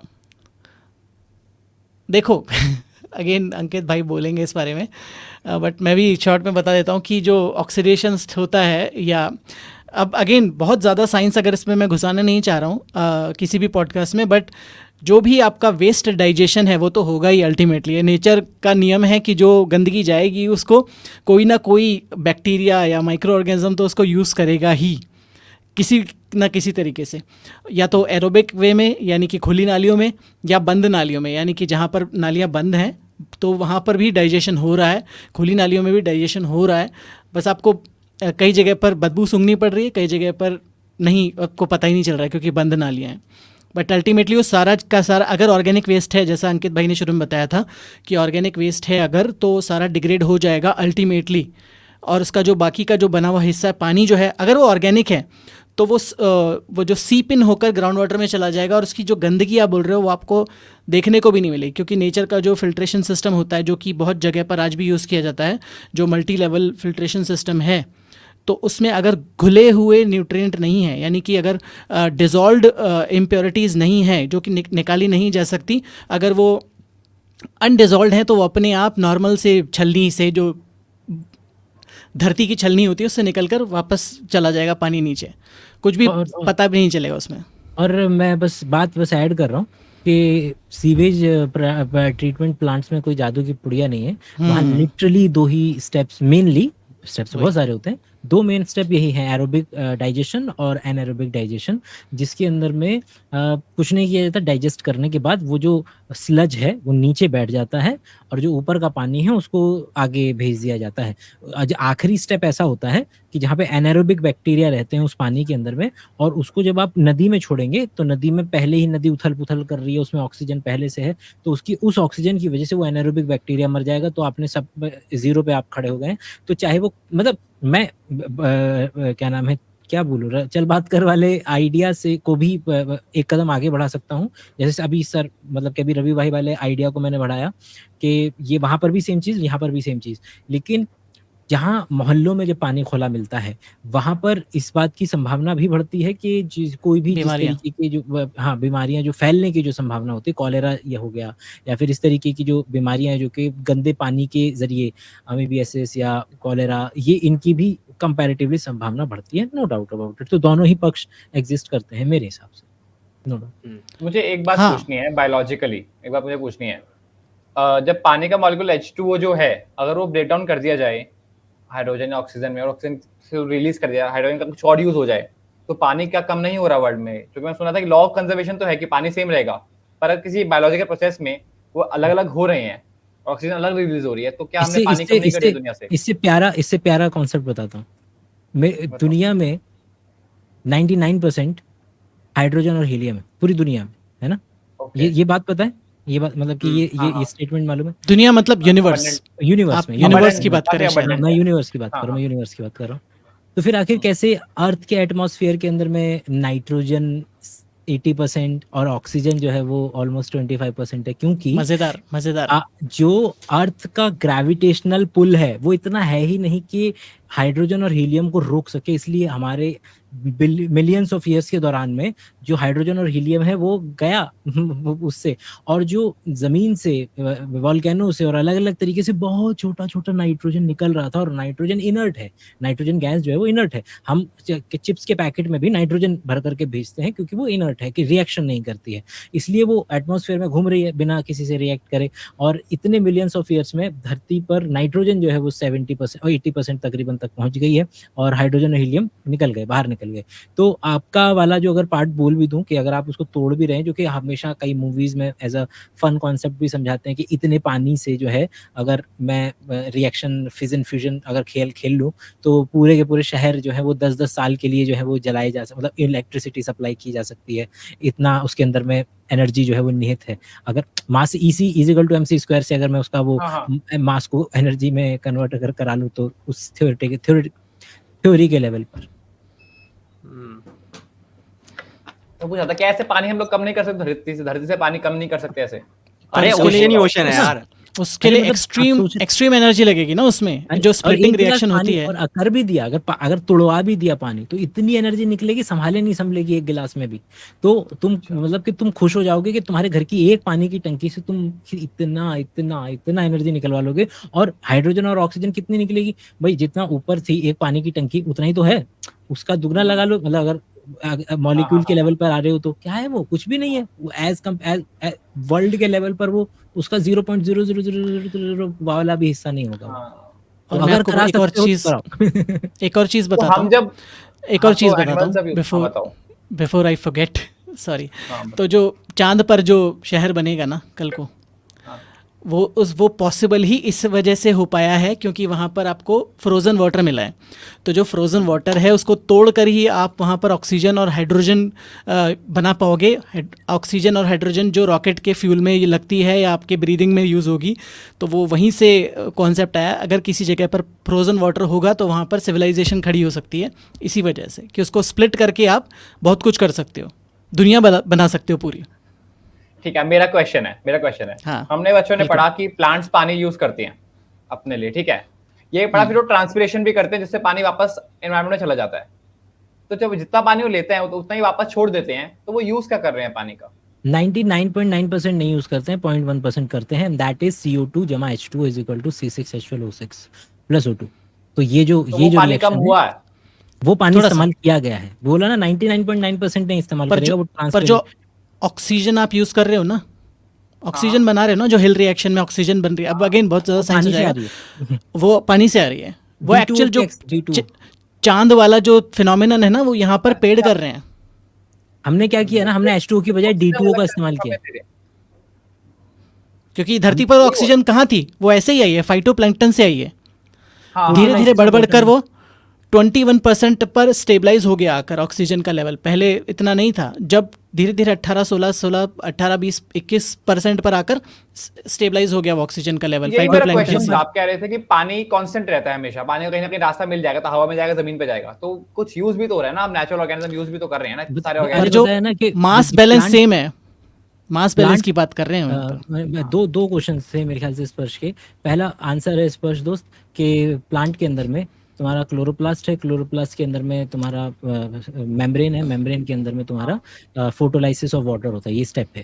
फोटोलाइसिस ऑफ वाटर का मतलब ये है कि पानी पे ऐसे हथौड़ा मारेंगे, उसका ऑक्सीजन ही है जो कि निकलता है पेड़ से एज अ उसके लिए जो वो है, मतलब कि पेड़ इस्तेमाल कर रहा है, पेड़ वो पानी तोड़ सकता है, तोड़ रहा है। पहला तो आंसर ये। दूसरा क्वेश्चन था दोस्त तुम्हारा कौन सा वाला, भूल रहा हूँ। मैं पूछा था कि मैं बताता हूँ, आप लोग कह रहे हो कि पानी सेम रहेगा, तो सेम कैसे रहेगा वर्ल्ड में? सेम रहेगा क्योंकि मतलब कि जो प्लांट यूज कर रहे हैं ना वो नेग्लिजिबल अमाउंट है। और हमेशा जो बैलेंस की बात करते हैं ना, वो मास बेसिस पर करते हैं कि number of hydrogen atoms, number of oxygen atoms equals दोनों साइड पर बराबर हैं। वो भी तो कर रहे हैं, तो सेम रहेगी। इस तरीके से प्लांट यही बात कर रहे हैं। प्लांट ने CO2 = H2O = C6H12O6 बनाया है, तो मैं अपने C6H12O6 को जब इस्तेमाल करूंगा तो मैंने मेरे मुंह से लिटरली H2O भी और CO2 दोनों निकल रहे हैं। और जब मैं वो वेस्ट निकालूंगा ना, वो वापस से सेम चीज़ बन जाएगा खाद के रूप में, जिसको प्लांट खाएगा और फिर से वो ऑक्सीजन बनाएगा।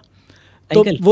वो जो मास बैलेंस का मतलब होता है कि रिएक्टेंट के लेवल पर और प्रोडक्ट के लेवल पर जो नंबर ऑफ एटम्स हैं वो सेम है कि नहीं है, वो हाँ, सेम हाँ, है एग्जैक्ट, वो हमेशा सेम एटम रहेंगे, सेम वो है। कभी नहीं हट अब सकते। मेरा क्वेश्चन ये है कि मान लो अगर सारे बहुत सारा पानी है और बहुत सारे पेड़ ही पेड़ हो गए और 0.1% भी यूज कर रहे हैं, तो मतलब अगर मैं मान लूं कि बहुत उसका 0.1 पानी कम हो जाएगा ना, एक पॉइंट पर आकर पानी मैं कम बताता हो हूँ जाएगा। तुम्हारे तुमको आंसर मिल जाएगा शायद इस बात से। इतिहास में जितने जो मास एक्सटिंक्शंस हुए ना, उसमें से एक मास एक्सटिंक्शन हाइपर ऑक्सीजनेटिव एनवायरनमेंट की वजह से हुआ है। कि क्या हुआ कि ऑक्सीजन वातावरण में इतनी ज्यादा हो गई कि वो हाइपर ऑक्सीजनेटिव एनवायरनमेंट से ज्यादातर जो जीव थे वो मरने लगे। तो ये अगर तुम कह रहे हो कि मैं एक ऐसी हाइपोथेटिकल सिचुएशन बना लूं जिसके अंदर में कि बहुत तेजी के साथ केवल प्लांट ही प्लांट है और पानी का इतना ज्यादा इस्तेमाल कर ले रहे हैं, इतना ज्यादा पानी जो है वो तोड़ ले रहे पानी हैं कि कम कर दें। पानी ही कम हो गया है, एक्सियम मतलब मान ले रहे हैं, हाँ, हाइपोथेटिकल सिचुएशन मान बिल्कुल ले रहे सही हैं है।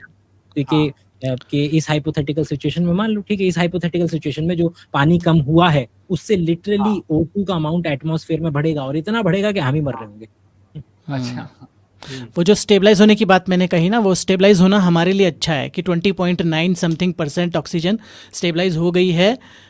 जैसा अंकित भाई ने कहा बिल्कुल सही, उससे ज़्यादा बढ़ेगी तो हमें फ़ायदा नहीं होगा कि ज़्यादा ऑक्सीजन, मतलब वो एक पानी का ऐड था कुछ, आई थिंक माणिक चंद का कुछ ऐड था जो मैं एक फ़नी ऐड देख रहा था कि अब पानी में ज़्यादा ऑक्सीजन, तो ज़्यादा ऑक्सीजन आपको मार देगी, सिंपल सी और ऑक्सीजन लोगों को मैं एक और टॉक्सिसिटी। कंफ्यूजन दूर कर दूं लोगों की, जो कि लेमन के लिए ये स्टेटमेंट है, जाहिर सी बात है कि पानी के अंदर में जो ऑक्सीजन की जब हम बात करते हैं ना, तो वो H2O के अंदर में जो ऑक्सीजन है उसकी बात नहीं कर रहे हैं। हाँ, उसकी बात नहीं करते, वो जो एयर O2 का डिजॉल्व्ड molecule ऑक्सीजन की बात है। होता है, डिजॉल्व्ड ऑक्सीजन अलग चीज होती है, H2O का ऑक्सीजन अलग चीज है, वो मॉलिक्यूल के वो तो लेवल है। पर है।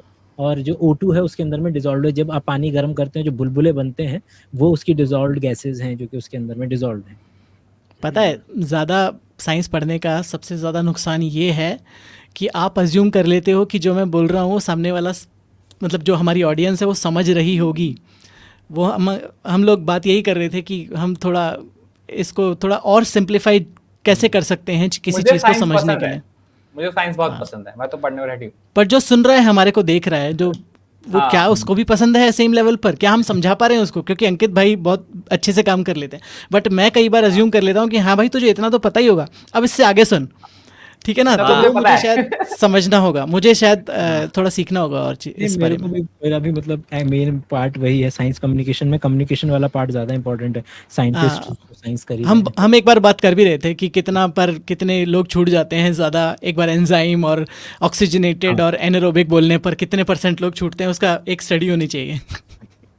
नहीं, मुझे या तो फिर पता है सारे वर्ड्स पता है, मैं सारे में हम तो इसको इंटरेस्ट बहुत है प्योर साइंस पढ़ने का। प्योर साइंस किस दिन कर रखो, प्योर साइंस पॉडकास्ट, जिस दिन मैं नोट्स बनाऊंगा बढ़िया से और सारे फॉर्मूला लिख के जाऊंगा यहाँ से। मेरे चैनल पे करेंगे pure science podcast. Pure science करेंगे एकदम। और पता है इसका सॉल्यूशन क्या है भैया? जो आपने बोला कि हम मोटे मोटे वर्ड यूज करते हैं, सिंपली एडिटिंग में बता दो, एक जैसे विकिपीडिया वाला या कुछ टिप डाल दो, ये कर सकते हो। अब जिस बंदे को सीखना होगा वो बंदा क्लिक करके रोक के एक बार पढ़ लेगा उसको। पता है, मैंने अभी वही अब ज़्यादा बड़ा हो रहा है, बट एक ज़रूर बोलूँगा, मैंने अभी एक रिसेंट वीडियो में बहुत सिंपल तरीके से समझाने की कोशिश करी थी कि एक लेमन टर्म्स में मैं समझा पाऊँ कि यूनिवर्स कैसे स्टार्ट हुआ और क्या कोई भगवान है कि नहीं है, जो स्टीफन हॉकिंग की बुक के हिसाब से। तो भी एक बंदे ने ये बोला कि आपने जो बोला ना वो मुझे अच्छा लगा बट समझ में नहीं आया। मैंने कहा दोस्त मुझे बता कि मैं और कैसे समझा सकता हूँ, क्योंकि ये मेरा सबसे बड़ा चैलेंज यही है। तो अगर कमेंट में कुछ दोस्त देख रहे हैं और उनको थोड़े भारी वर्ड से लग रहा है कि थोड़ी दिक्कत हो रही है, तो प्लीज़ हमें बताइए कि किस तरह से और इसको बेहतर तरीके से समझाया जा सके। I am really eager to know and learn. और स्पर्श ने जो बोला था सिगरेट बट्स, अभी बता रहा था ये माइक्रोप्लास्टिक होता है उसके अंदर, वो प्रॉब्लमेटिक होता है ज्यादा। यस। और वो जो टायर घसते हैं, जो हम लोग रोड पे टायर चलाते हैं, उसके घसने से भी बहुत सारा माइक्रोप्लास्टिक निकलता है। आई डोंट नो माइक्रोप्लास्टिक कैटेगरी में आएगा कि नहीं, बट उसके कारण भी काफी ज्यादा, हाँ रबड़ जो भी है वो पॉल्यूटेंट्स में आ जाता है, फिर वो उसी कैटेगरी में आ जाता है। एक्चुअली क्या है ना कि पॉल्यूटेंट्स की भी इनहेरेंट प्रॉपर्टी नहीं है, मतलब कि दो पक्ष हैं। एक तो उसका साइज है कि उसका अलग अलग चीजें होती हैं, उनका साइज कभी कभी particulate matter 5 micrometre, particulate matter 2.5 micrometre के, वो आपके उसका साइज सेरेंडिपिटसली ऐसा बन गया है कि आपके लंग्स में जाकर के घुसा तो निकलेगा नहीं। तो एक तो साइज प्रॉब्लम है, वो हो किसी के भी सकते हैं मॉलिक्यूल, लेकिन उनका साइज आपको परेशान कर सकता है। और कभी कभी मॉलिक्यूल्स भी आ जाते हैं कि आपको ये पर्टिकुलर मॉलिक्यूल जो है वो परेशान कर सकते हैं। जितना छोटा साइज उतना ज़्यादा घातक होगा, वो नैनो पार्टिकल होगा तो और ज़्यादा घातक होगा। तुम्हें याद होगा जब हम लोगों को वाटर क्राइसिस के बारे में बताया जाता था तो एक कॉन्सेप्ट था जो बहुत पॉपुलर हुआ था, रेन वाटर हार्वेस्टिंग का। अब उसकी कोई अरे बात भी नहीं हाँ, करता, आपको ये वर्ड सुनने को नहीं मिलेगा कहीं पे भी। मतलब इंडिया में मेरे को कितना लगता है मिलेगा, बट होता है, शायद राजस्थान हाँ, साइड होता है। बहुत राजस्थान अच्छे साइड से, बहुत अच्छे से। जहाँ पे बारिश और ही नहीं होती वहां पे तू रेन वाटर हार्वेस्टिंग करवा रहा है। वहाँ नहीं नहीं सबसे नहीं ज्यादा मैं जरूरी है, वहाँ सबसे किसने ज्यादा कहा बारिश जरूरी नहीं है, होती? होती है भाई बारिश, वो सबसे अरावली के ज्यादा उस तरफ नहीं जरूरी होती है। ना, अरावली को उस तरफ होती है नहीं होती। बारिश, होती है। और नहीं, भाई अरावली को भैया उस कुछ तरफ कह कैसे रहे, अरे होगी? भैया कुछ कह रहे हो, सुन लो यार, भैया बोलो, अंकित भैया।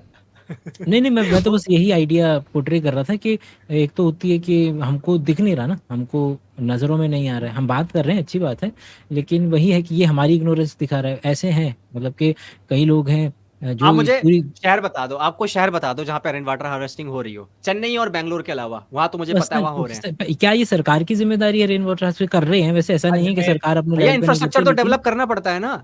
मैं इसकी बात ही नहीं कह रहा हूँ। मेरे को क्या फर्क पड़ता है कि सरकार डेवलप कर रही है कि कौन डेवलप कर रहा है। मैं बात कर रहा हूँ केवल और केवल इस लेवल पर कि लोग अपने पर्सनल लेवल पर भी रेन वाटर हार्वेस्टिंग करते हैं, कि घर का जब नक्शा खिंचता है तो उसको बनाया ही इस तरीके से जाता है कि छत का जो पानी है वो नीचे, तुम्हें टैंक बनाना पड़ता है नीचे की तरफ कि तुम उसको, पानी वहां पर इकट्ठा होगा जब बारिशें आएंगी तो। और ये सेम काम जो सरकार करती है तो वो लेक्स के लेवल पे करती है, कि लेक्स का जब बारिश आए तो किस तरीके से जो पानी है वो ग्राउंड वाटर के अंदर में जाए, और जो ग्राउंड वाटर का जो लेवल है वो कंपैरेटिवली हर साल बढ़ता हुआ नजर आए। तो दोनों की हिस्सेदारी सी है।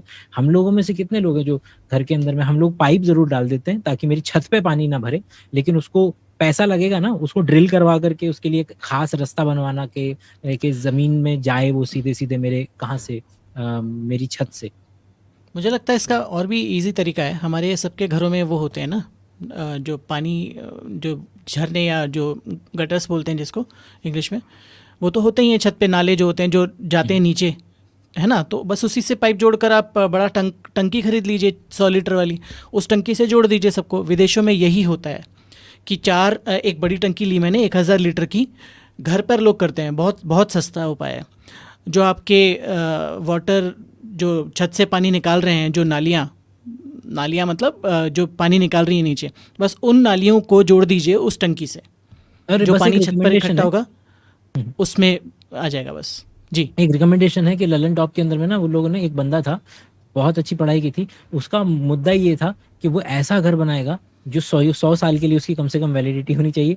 उसने अपने घर में ना सारी जानकारी दी। उसने अपने घर के अंदर में किस तरीके से फल सब्जियां कैसे उगानी है, कौन सी दीवार कहाँ आएगी, रोटेशन क्या होनी चाहिए, सर्दियों के अंदर में किस कमरे में रहा जाएगा। उसने मतलब पूरा इतना खतरनाक लेवल पे अपने घर को सस्टेनेबल बनाया था। और सस्टेनेबल, कम एनर्जी इस्तेमाल करके, पानी पूरा का पूरा जितना है रेन वाटर हार्वेस्टिंग के लिए किस तरीके से टैंक लगाने, टैंक नहीं लगाने हैं, घर की डायरेक्शन क्या होनी चाहिए, साल के महीनों में मामूमन किस दिशाओं में हवाएं चलती हैं, सर्दियों के लिए ये कमरे इस्तेमाल किए जाएंगे, गर्मियों के लिए ये कमरे इस्तेमाल किए जाएंगे। इतना ब्यूटीफुली उसने पूरा अपना घर बनाया था। उस पर कम से कम घंटे भर का वो एपिसोड है, और उसके अंदर में हर व्यक्ति को देखना चाहिए कि वो उसमें से कुछ ना सही रेप्लिकेट ना कर पाए तो उसके अंदर में से एलिमेंट्स उठा करके अपने घर के लिए इस्तेमाल कर सकते हैं, जो कि सस्टेनेबल घर एग्जिस्टेंस में आ सकते हैं, जिसकी वजह से बहुत प्यारा 1 घंटे का ऊपर का एपिसोड है वो। हाँ। और मैंने पता है एक जापान में एक चीज और देखी थी, एक वहाँ के टॉयलेट वगैरह में क्या होता है, जो आप पानी धोते हैं ना, मतलब हाथ धोते हैं पानी से, वो पानी स्टोर हो जाता है फ्लश में जाके, फिर उसको रीयूज कर लिया जाता है। लेकिन यहाँ इंडिया में कहीं पे भी मैंने नहीं देखा अभी तक, कहीं पे भी नहीं, कहीं पे भी नहीं। तो कुछ चीजें ऐसी है जो ये 6ठी क्लास की एनसीईआरटी में सजेशन थे, लास्ट में जब गार्बेज वाला चैप्टर पढ़ाते हैं और वाटर सेविंग वाला चैप्टर जब पढ़ाते हैं, उनमें सजेशन होते हैं सारे। इतने बेसिक सजेशन एनसीईआरटी मिल जाते हैं, उन लोग उसको इम्प्लीमेंट कहीं नहीं करते। ये बात तो है। और वो स्कूल के अंदर हम पढ़ रहे हैं, उस स्कूल के अंदर भी इम्प्लीमेंट हो जाए ना। बच्चा अगर पढ़ रहा है और स्कूल में भी इम्प्लीमेंटेड है कि रेन वाटर हार्वेस्टिंग स्कूल ही कर रहा है और ये सब चीजें हैं स्कूल में, तो बच्चा कहेगा हाँ यार चलो यार कुछ बात है। ये पता है कब होगा? ये होगा 100%। ये तब होगा जब वाटर की जो स्कैर्सिटी है, वाटर की जो कमी है, वो ऐसे अलार्मिंग लेवल पर पहुंच जाएगी कि हर घर में 2 या 3 बाल्टी पानी पहुंचेगा। तब ये इस तरह के काम किए जाएंगे कि हाँ भैया धोले हाथ उसी से और उसी से फ्लश करना है, राशन। तो तब ज़रूर होगा, राशनिंग होगी। एक ना चाचा चौधरी का वो आया था, एक नाटक भी आता था, है ना, याद है? चाचा चौधरी का मतलब नाटक वर्जन, नॉट कॉमिक वर्जन, नाटक आता था साबुआ। उसके अंदर में एक भविष्य का एपिसोड था जिसके अंदर में दुनिया में पानी खत्म हो गया और राशन चालू हो गया है, तो लोग जो टिप देते थे वो 2 बूंद ऐसे पोलियो की पिला वो देते थे, एकदम से मुझे याद अरे आया। लेकिन अगर मैं इसके पॉजिटिव साइड देखूं, जो मैं चाहूंगा कि फ्यूचर हो ये वाला, और वो फ्यूचर ये है कि जब ये इस तरीके की बहुत ज़्यादा दयनीय स्थिति बनेगी तो लोगों को अपॉर्चुनिटीज़ भी नज़र आएंगी, एंटरप्रेन्योर्स को, और मैं उम्मीद करता हूँ कि इस तरीके की टेक्नोलॉजी और इस तरीके की चीज़ें आए मार्केट के अंदर में, जिससे कि शायद जो हम अभी सीवेज ट्रीटमेंट प्लांट्स पे डिपेंड करते हैं चीज़ों को पानी को सही करवा सकने के लिए, वो शायद हम मोहल्ले के लेवल पर या फिर घरों के लेवल पर वो करवा पाएँ, या और जो तरीके हैं चाहे वो एटमॉस्फेरिक वाटर कंडेंसेशन हो या कुछ भी अलग अलग तरीके होंगे, वो भी मार्केट में संभावना बढ़ेगी मेरे ख्याल से उनके आने की, क्योंकि अब इंसेंटिव है उस डायरेक्शन में। जापान के कुछ स्कूलों में मैंने देखा जेनिटर्स ही नहीं होते साफ सफाई करने वाले, बच्चों को ये सब कुछ करना पड़ता है, बच्चों को ही सिखाया जाता है, तो उनके डीएनए के अंदर ये बात डाल अरे दी जाती है भैया नोबिता डोरेमोन में करता था ना, डोरेमोन में स्कूल के बाद वो साफ कर रहे होते थे साफ सफाई। नोबिता देखा था कहाँ बचपन करता है, में। आलसी है यार वो तो, नोबिता नहीं करता अरे था। नोबिता नहीं कर उस एपिसोड में था डोरेमोन के पक्का। शिनचैन के लेकिन स्कूल में देख मतलब लो। ठीक है, मतलब वो एक सोशल कॉन्शियस के लेवल पर बच्चों तक ये बात पहुंचना कि भाई, क्योंकि हम घर में, वो अपने घर में ये नहीं देख रहा है, वो अपने स्कूलों में नहीं देख रहा है कि मैं सफाई कर रहा हूँ, वो देख रहा है कि मेरे पिताजी अच्छा खासा कमाते हैं, हमने 2 मेड्स लगवा रखी हैं, एक सफाई वाली एक वो वाली। वो देखता है कि फैला दो, क्योंकि ये तो अगली सुबह आएगी, क्योंकि मतलब कि जो बर्तन खा रहे, जिन बर्तनों में तुम खा रहे हो, अगर तुम खुद, अगर घर पे इंसेंटिव होता ना मम्मी के पास, अगर उन घरों की बात कर रहा हूँ मैं जिनमें अगर मेड्स लगी हुई हैं और ये माहौल नहीं चल रहा है, कि उसमें देख पा रहे हैं हम कि वो बच्चा कुछ भी ले रहा है, हर बार प्लेट्स जो है वो बढ़ती चली जा रही हैं, गंदी होती चली जा रही हैं, और जितनी ज़्यादा प्लेट्स उतना ज़्यादा पानी आप इस्तेमाल करेंगे उनको धोने के लिए, इंसेंटिव नहीं है। वो तो मतलब उसको तो अगर कुछ इन्फॉर्मेशन इनडायरेक्टली मिल रही है तो ये कि भाई मेड होती हैं, तुम आराम से इस्तेमाल करो, कोई प्रॉब्लम नहीं है। ये हमारे पर्सनल है, हम कोई स्पेसिफिक सब्जेक्ट मैटर एक्सपर्ट नहीं थे, एनवायरमेंटल पॉलिसीज, एनवायरमेंटल उनको लेकर के कोई ऐसे व्यक्ति विशेष होंगे ज़रूर मेरे ख्याल से, तो अगर उनको किसी इस पर्टिकुलर सीरीज के अंदर में, अगर जस्ट अ हम्बल सजेशन कि उनको, क्योंकि प्रोफेशनल ये हमारे दृष्टिकोण आ रहे हैं बड़ी जनरल पब्लिक वाले, क्योंकि मेरी तो बिल्कुल शून्य एक्सपर्टीज है इसके अंदर में, तो आम जीवन के अंदर में जो होता है वही डिस्कस कर रहे हैं हम। लेकिन अगर कुछ ऐसे लोग मिल पाए, जैसे कोई भी, आई एम नॉट श्योर कि कौन, बट कोई भी, अच्छा। यार अगली बार आओ डिस्कशन करने, तो प्लीज थोड़ा और यार अच्छा रिसर्च करके आएंगे। मैं क्या करूंगा, पॉइंटर्स ना दे दिया करूंगा ग्रुप के अंदर, ताकि हम ना उनके ऊपर और डिटेल में, उनके अंदर डीप में और डिस्कशन कर सके, ताकि लोगों को भी कुछ अच्छी चीज सीखने को मिले।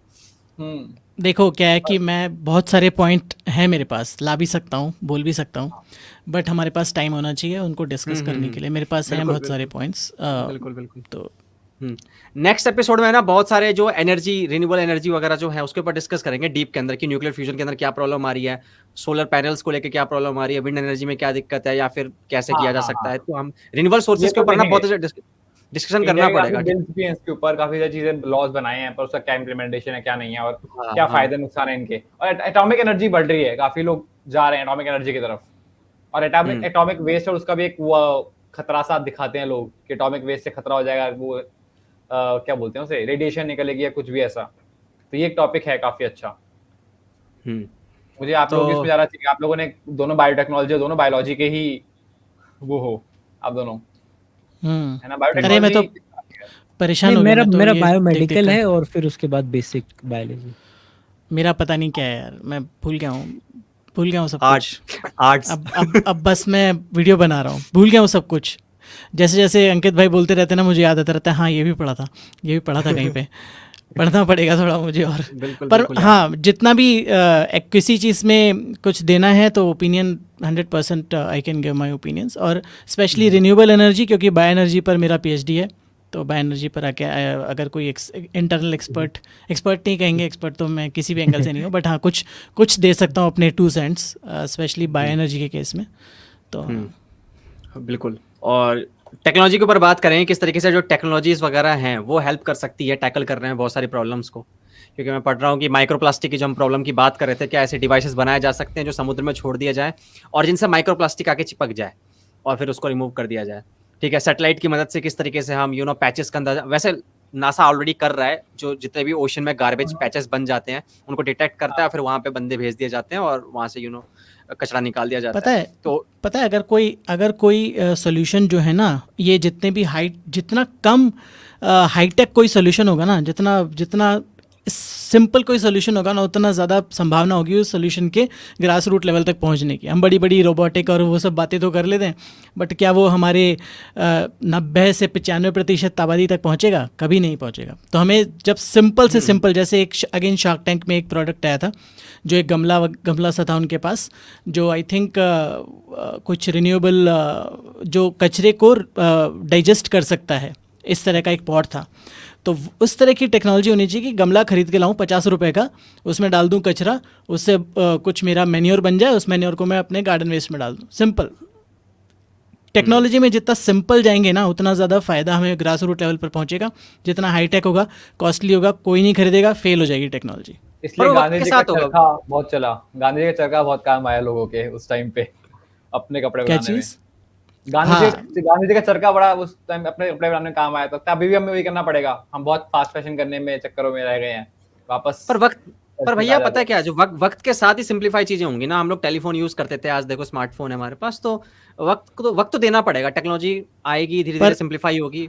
पर जैसे एक टेक्नोलॉजी थी कि एक स्ट्रॉ से आप कोई भी गंदा पानी होगा, उस स्ट्रॉ को आप उस पानी पियेंगे तो पानी साफ हो जाएगा। जो उस टेक्नोलॉजी का नाम भी पता है मुझे, मैं भूल गया दिमाग से।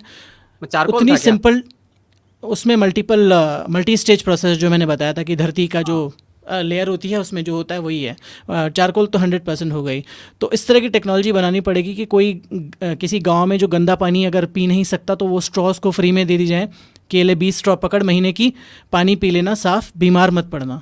तो इस तरह की टेक्नोलॉजी हमें डेवलप करनी पड़ेगी। आपको पता है एक डॉक्यूमेंट्री थी यहाँ पे इंडिया में, एक गाँव है जहाँ पे सबको कैंसर है, जो कि पानी खराब है। समधीश ने बनाई थी ना, पानी खराब है। समधीश भाटिया ने। हाँ, समधीश भाटिया। और एक और बात, पेपर स्ट्रॉ लोग प्रमोट करते हैं, पर मुझे पेपर स्ट्रॉ बिल्कुल पसंद नहीं है। नहीं पेपर स्ट्रॉ नहीं बर्दाश्त होती हैं। नहीं, वो स्ट्रॉ मैं जो बोल रहा हूँ ना, शायद आप लोग को चमका होगा, वो जो मैं बोल रहा हूँ स्ट्रॉ, जो वो उसका ना एक नाम चल रहा है, उसका बहुत सिंप्लीफाई वर्जन ना, मैंने उसका बहुत सिंप्लीफाई वर्जन वहां देखा होगा तुमने, मैन वर्सेस वाइल्ड में। जब वो पानी पीता है तो वो बहुत बना लेता है कुछ ना कुछ घास फूस से या फिर शर्ट का यूज करके। वो रस्सी को ऐसे कर देता है कि रस्सी से कौन से रिएक्शन, कैपिलरी रिएक्शन कहते हैं उसे, कैपिलरी रिएक्शन के थ्रू वो उसको बनाया जा सकता है। बट वही अगर कोई डिसॉल्व्ड इम्प्योरिटी होगी तो इंसान बीमार पड़ जाएगा। तो या फिर वो जो नहीं फिल्टर होगी वहाँ तक पहुँच जाएगी कोई ऐसी बैक्टीरियल चीज़, तो मर जाएगा इंसान। ऐसा बैक्टीरिया तो फिल्टर नहीं होता ना, बैक्टीरिया तो मारना पड़ता है ना यूवी रेस से। फिल्टर भी हो जाता है, कोर्स फिल्ट्रेशन होता है बैक्टीरिया के लिए। बैक्टीरिया जितना छोटा है, बैक्टीरिया का साइज जितना है, उससे छोटा फिल्टर बना दो तो बैक्टीरिया रुक जाएगा वहीं पे। तो पानी जो भी डिसॉल्व, नहीं, पानी के मॉलिक्यूल तो बहुत छोटे होते हैं, बहुत छोटे होते हैं। देखो मैं बताता हूँ, एक जमीन आसमान का फर्क है। सोचने का तरीका है। आप क्या करो कि एक गिलास पानी लो, ठीक है, और गिलास पानी लेकर के उसके जो सारे आइटम है उनको टैग कर दो किसी भी तरीके से। थ्योरेटिकल एक्सपेरिमेंट है।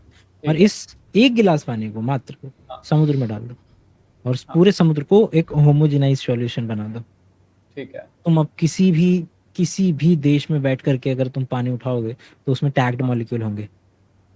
पानी का मॉलिक्यूल इतना छोटा होता है। होम्योपैथी का एग्जांपल दिया, ऐसा लगा। होम्योपैथी हो गया तो होम्योपैथी हो गया। होम्योपैथी हो गया, सॉल्यूशन लो, वैल्यू करो। फाइनमैन का ही था। हाँ, ये लेक्चर ऑफ फिजिक्स है ना, जो 3 बुक है लेक्चर ऑफ फिजिक्स की, फाइनमैन की, उसमें ही है ये एग्जांपल।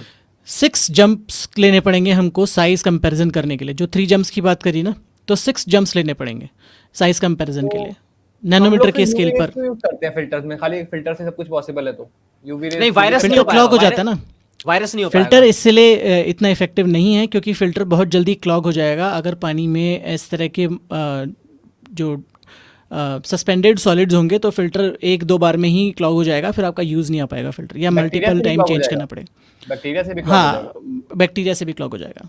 और मिनरल्स जो होते हैं पानी में, वो कैसे फिल्टर होंगे? वो फिल्टर नहीं हो जाएंगे, कम नहीं हो जाएंगे? वो नहीं होंगे। अगर डिसॉल्व्ड सॉलिड्स हैं तो वो नहीं फिल्टर होंगे। उसके लिए आपको कोई एक्टिव टेक्नोलॉजी जैसे रिवर्स ऑस्मोसिस का यूज करना पड़ेगा। तो मतलब ज्यादातर तो सस्ता इलाज तो यही है, पानी वो वाष्पीकरण उबाल लीजिए, उड़ा करके जो नहीं। पर जैसे राजस्थान की कई जगहों पर और बाकी जगहों पर भी जो फ्लोराइड का प्रॉब्लम है, कि फ्लोराइड पानी में डिज़ोल्व है, तो जो भी पानी में डिज़ोल्व है चीज़ है उसको आप किसी भी तरीके से निकाल नहीं सकते। तो उसके लिए तो ऐसी कोई एक्टिव टेक्नोलॉजी हो जो पानी में से उसको पानी को खींच ले या उस फ्लोराइड को खींच ले बाहर। तो मतलब तो दोनों में से रिवर्स आरओ का पानी में कम मिनरल्स होते हैं। मैंने देखा है टीडीएस मीटर, मैंने टीडीएस मीटर लेके आया ऑनलाइन, अमेज़न से ऑर्डर किया, मैंने चेक किया कि बिस्लेरी वगैरह में कम होता है टीडीएस काफी इनका, कंपैरेटिवली जो पानी फिल्टर दे रहा है। टीडीएस की कम फॉर्म होता क्या है। है भाई? क्या तो पूछ रहा हूं, मतलब कि मैं जब आई एम आस्किंग यू कि टीडीएस क्या होता है? मेरे घर पे TDS जो क्या होता है? पानी आता है उसका 110 होता है, पर टीडीएस TDS होता क्या क्या है? Total dissolve solid. और बस तो उसको हाँ, मतलब कि मैं बस आगे बढ़ रहा हूँ कि हाँ, किस तरीके से मेरी जो अंडरस्टैंडिंग ये है कि जो भी मिनरल कंटेंट है उसके अंदर, पानी के अंदर डिसॉल्व, हम वो सॉलिड्स को नाप रहे हैं, तो वो टीडीएस नाप रहा है, टोटल डिसॉल्व सॉलिड नाप रहा है। तो जो आरओ कर रहा है वो आरओ सिंपली क्या कर रहा है कि आपके पानी में जो घुले हुए चीज़ें हैं, डिजॉल्व सॉलिड्स हैं, उसको रिमूव कर रहा है, रिजेक्ट कर रहा है और सिर्फ पानी को ला रहा है आप तक। तो जो बाकी रिजेक्ट है पानी का 95% रिजेक्शन रेट होता है आरओ का टेक्निकली, अगर असली आरओ मेम्ब्रेन है तो 95% पानी को वो रिजेक्ट कर रहा है और पानी को लेस कॉन्सेंट्रेटेड कर रहा है, उसमें से जो डिजॉल्व सॉलिड्स को निकाल कर दूसरी तरफ फेंक दे रहा है। तो जो आप तो ये पानी तो आपके अच्छी टैंक में है, हाँ, ये कोई अच्छी जो चीज़ आपके जो डिजॉल्व सॉलिड्स तो चले गए ना आपके, हाँ, वो फिल्टर आउट हो गए ना, तो जो आप पानी पी रहे हो उसमें वो जो इम्प्योरिटीज़ थी, डिजॉल्व इम्प्योरिटीज़ जैसे फ्लोराइड, क्लोराइड, आर्सेनिक, इस तरह की जो इम्प्योरिटीज़ थी वो खत्म हो चुकी हैं। तो आपके लिए वो पानी अब पीने लायक हो चुका है। पर अब वो उसमें पोटेशियम जो सोडियम जो हमें चीजें चाहिए होती हैं अच्छी मिनरल्स, वो भी तो कम हो गए। तो और पानी ORS अब डाल लेना। ऐसे आरओ आते हैं जो अब उसमें क्या होता है कि एक्स्ट्रा जब फिल्टर पानी हो गया तो अब उसमें वो मिनरल्स डाले Added जाएंगे minerals, अलग हाँ, से, added अलग minerals से होता डाले है, जाएंगे। हाँ, हाँ, तो हाँ। पहले जो नहीं नहीं, मैं बताता हूँ, प्रिंसिपली ठीक है। एग्जाम्पल ये कि जब मदर डेयरी में दूध जाता है ना, तो क्या होता है कि उसमें से सारा फैट स्ट्रिप ऑफ कर लिया जाता है और फिर बाद में जो 2% डालना है या 3% डालना है, जो आपको लिखा मिलता है ना पीछे कि इसमें हाँ। कि टोन्ड वाले में 2% या 5% क्या नाम है फुल क्रीम वाले में, तो वो ये तरीका है कि पहले पूरा स्ट्रिप ऑफ कर लो उसमें से और फिर बाद हाँ। में ऐड कर दो। और नहीं, पर मिनरल हाँ यहाँ पर ये ज़रूरी इसलिए है क्योंकि हो सकता है आपके पानी में ऐसे मिनरल्स हो जो आपको सीधे बीमार कर सकें, जैसे फ्लोराइड, क्लोराइड या इस तरह के आर्सेनिक, हैवी मेटल्स जो होते हैं, हैवी मेटल जो भी होते हैं, तो lead वो हो आपके गया, पानी में हाँ। चले गए ना, तो उनको निकालना बहुत ज़रूरी है। और जो आपके लिए ज़रूरी मिनरल्स हैं वो डालना ज़रूरी है क्योंकि वो आपके डाइजेशन में, आपके सोडियम पोटेशियम पंप में आपकी बॉडी में यूज़ आ रहे हैं, तो वो बहुत ज़रूरी है डालने। और अच्छा, मैं तो मैंने ये पता क्या हुआ आगे था, जा रहा हूँ कि पानी से लेना, अगर तुमको मतलब लोग अक्सर दलील देते हैं कि आरओ बिल्कुल इस्तेमाल मत करो क्योंकि उसके अंदर में हाँ। से ये सो कॉल्ड मिनरल निकल जाते हैं, फिर तुमको वो कहाँ से मिलेंगे? वो पानी मतलब कि पानी से पानी ही चाहिए था अगर हम देखें तो, और वो जो मिनरल मिल जा रहे हैं तो वो नुकसान भी नहीं कर रहे, थोड़ा सा मिल जाएगा, कोई प्रॉब्लम वाली बात नहीं है। मतलब वो इतने कम है कि आपने एक खीरा खा भी लिया, मतलब खीरा क्या कुछ भी, हमारे खाने के हर चीज में वो मिनिमम लेवल ऑफ मिनरल्स जो है उसके अंदर में पहले से मौजूद है। लेकिन don't make pani as an active source of your minerals. I don't think so कि आप उसको एक्टिव सोर्स बना पाएंगे। 100 लीटर में या 10 लीटर पानी में एक चुटकी भी डाल देंगे ना, तो आप मिनरल्स फोर्टिफाइड कर दिए आपने सारे। नमक, काला नमक, पीला नमक, जो भी नमक होता है, सारे जितने भी तरह मेरा के, एक वो सारा इसमें हो ये गया। था कि मैंने रिसर्च करी कि आरओ का पानी में, आरओ से मिनरल्स कम हो जाते हैं, तो मैं यूएफ लेके आया, अल्ट्रा फिल्ट्रेशन लेके आया। उसमें एक वो 10 टू द पावर में एक कम था अल्ट्रा फिल्ट्रेशन। तो मैं जब उसका टीडीएस नापा तो वो बिल्कुल सेम टीडीएस दे रहा था जो नॉर्मल पानी का टीडीएस था, उसके बाद भी फिल्टर के निकालने का भी सेम टीडीएस था। तो यूवी था, यूवी चेंबर है उसके अंदर, उसका एओ स्मिथ कंपनी का है। मैं आपको सिंपल बताता हूँ, यूवी का ना उससे TDS रिलेशन नहीं आएगा उससे। TDS is just an indication of how many dissolved solids your water has. It doesn't mean कि इसमें हो सकता है जो 10 पिकोग्राम या 10 माइक्रो ग्राम जो है वो आपका फ्लोराइड हो या क्लोराइड हो या हैवी मेटल हो, तो वो आपके बहुत थोड़े से अमाउंट में भी आपकी बॉडी में जाएंगे तो आपको बीमार कर देंगे। तो TDS तो टोटल अमाउंट हो गया कि जितने सॉलिड्स हैं आपके पानी में। इट डजंट मीन कि वो सही है कि गलत है। अपना फिल्टर चेंज करना पड़ेगा मुझे। मैंने ultra filtration UF plus UV लेके आया। अगर आपके घर के आसपास में आप पानी का एक रिपोर्ट करवा लीजिए, अगर फ्लोराइड की प्रॉब्लम नहीं है नहीं तो है, कोई प्रॉब्लम नहीं है, कोई ज़रूरत नहीं है। फिर 99% घरों में आरओ की ज़रूरत नहीं है क्योंकि वहाँ पर डिजॉल्व सॉलिड्स जो हैवी मेटल प्रॉब्लम है ही नहीं। दिल्ली के अंदर में तो मुहिम चली थी ये वाली, आप गवर्नमेंट वाली, कि भाई हर जगह आग बंद करके लोग आरओ बिकवा रहे हैं, एक पर्टिकुलर परमिसिबल वैल्यू है और ये एटम ये परमिसिबल वैल्यू, एक बार चेक कराएं, आपको वो करने की जरूरत नहीं है। आपको आरओ बहुत अच्छी एक्सट्रीम उसके लिए चला जाता है, मतलब के केसेस के लिए। पर हम क्योंकि वो एक्सरसाइज नहीं करवाना चाहते कि मोहल्ले का पानी चेक करवा लें, इसकी बजाय हम वो 15-20 हज़ार 25 हज़ार का आरओ ले आते हैं। तो एक अगर वो एक टेस्टिंग हो जाए ना कि भाई कोई प्रॉब्लम नहीं है हैवी मेटल की, ले आओ भाई नॉर्मल कोई भी, फिर तो आपको नॉर्मल जो वो आता था ना एक पहले बहुत अच्छा आता था, एक सिंपल सा जिसमें यूवी था और एक सिंपल सा फिल्टर था, आई थिंक 2,000 रुपये का आता था, मुझे ध्यान भी नहीं उसका नाम क्या था, प्यूरिट करके एक टेक्नोलॉजी आती थी प्यूरिट। तो उसमें सिर्फ एक यूवी लैम्प था और एक माइक्रो फिल्ट्रेशन था, तो वो बहुत एफिशिएंट टेक्नोलॉजी है। मैंने फिल्ट्रेशन पर 4 साल काम किया है, मल्टीपल पेपर्स पब्लिश किए हैं, तो ये तो मेरा एक्सपर्टीज़ है, मतलब ये मेरा एक्सपर्टीज़ है, मैं बता सकता हूँ। सचिन तेंदुलकर ऐड करता रहा उसकी प्योरिटी की, सचिन तेंदुलकर उस टाइम पे ऐड करता रहा उसकी। याद है। और मैं भी उस पर शायद, मतलब कि हो सकता है कि मैं गलत इन्फॉर्मेशन हो मेरे पास उसका, मेरे आई डोंट थिंक कि यूवी का मिनरल से रिलेशनशिप है, यूवी का जो रिलेशनशिप है वो उस जो उनको मारना है, तो मैं जो बैक्टीरिया वगैरह को जो किल करना है उससे रिलेशनशिप आएगा, अगर आएगा तो। अनलेस आप ना इंडस्ट्रियल एरिया में रह रहे हो या फिर जहाँ पे बहुत ज्यादा वाटर बॉडीज बहुत पॉल्यूटेड है ना, वहां पे आप चेकअप करवा लो एक बार कि फ्लोराइड लेड वगैरह तो नहीं है आपके पानी में। अगर आप राजस्थान में रह रहे हो, मोस्ट लाइकली आप फ्लोराइड जोन में हो, मोस्ट लाइकली। अधिकतर राजस्थान का जो सेंटर पार्ट है ना, वो फ्लोराइड जोन में आता है पूरा का पूरा। या मार्स पे तो नहीं है ऐसा कुछ। खत्म कर सकते हैं इसको, चलो। हाँ ओके भाई, ओके। तो भाई नेक्स्ट डिस्कशन मैं बता दूंगा, वैसे नेक्स्ट मंथ ही होने वाला है, तो तैयार रहना, प्रिपेयर रहना, पॉइंटर्स दे दूंगा, और प्लीज एक हफ्ते पहले ही बता दूंगा ताकि स्केड्यूल कर सको आप लोग। सिंपल सी बात। तो भाइयों इंस्टाग्राम पे फॉलो करो, यूट्यूब पे भले ही ना करो बट इंस्टाग्राम पे जरूर करो, यूट्यूब पे भी करो। मैं स्टार्ट करने वाला हूँ, तुम देखो, उसके बाद मेरे फॉलोअर्स देखना तुम। ये पार्ट मैं कट कर दूंगा। तुम्हारी मर्जी भाई, तेरा तुझको अर्पण। तो चलो यार, अब जनता को बाय बाय कर देते हैं, और क्लाइमेट का ध्यान रखो भैया, आप लोग मिलकर बात करते रहो, क्योंकि कोई बात नहीं कर रहा है। बात भी करेंगे तो कहीं ना कहीं इसके बारे में चर्चाएं होंगी, और चर्चा होगी तो कुछ ना कुछ कदम उठाए जाएंगे। यही हमारा मोटिव है इस डिस्कशन का। तो चलो मिलते हैं अगले डिस्कशन के अंदर। अब बाकी जब भी किसी का लाइव वाइव कहीं पे भी किसी का हो रहा तो बता देना।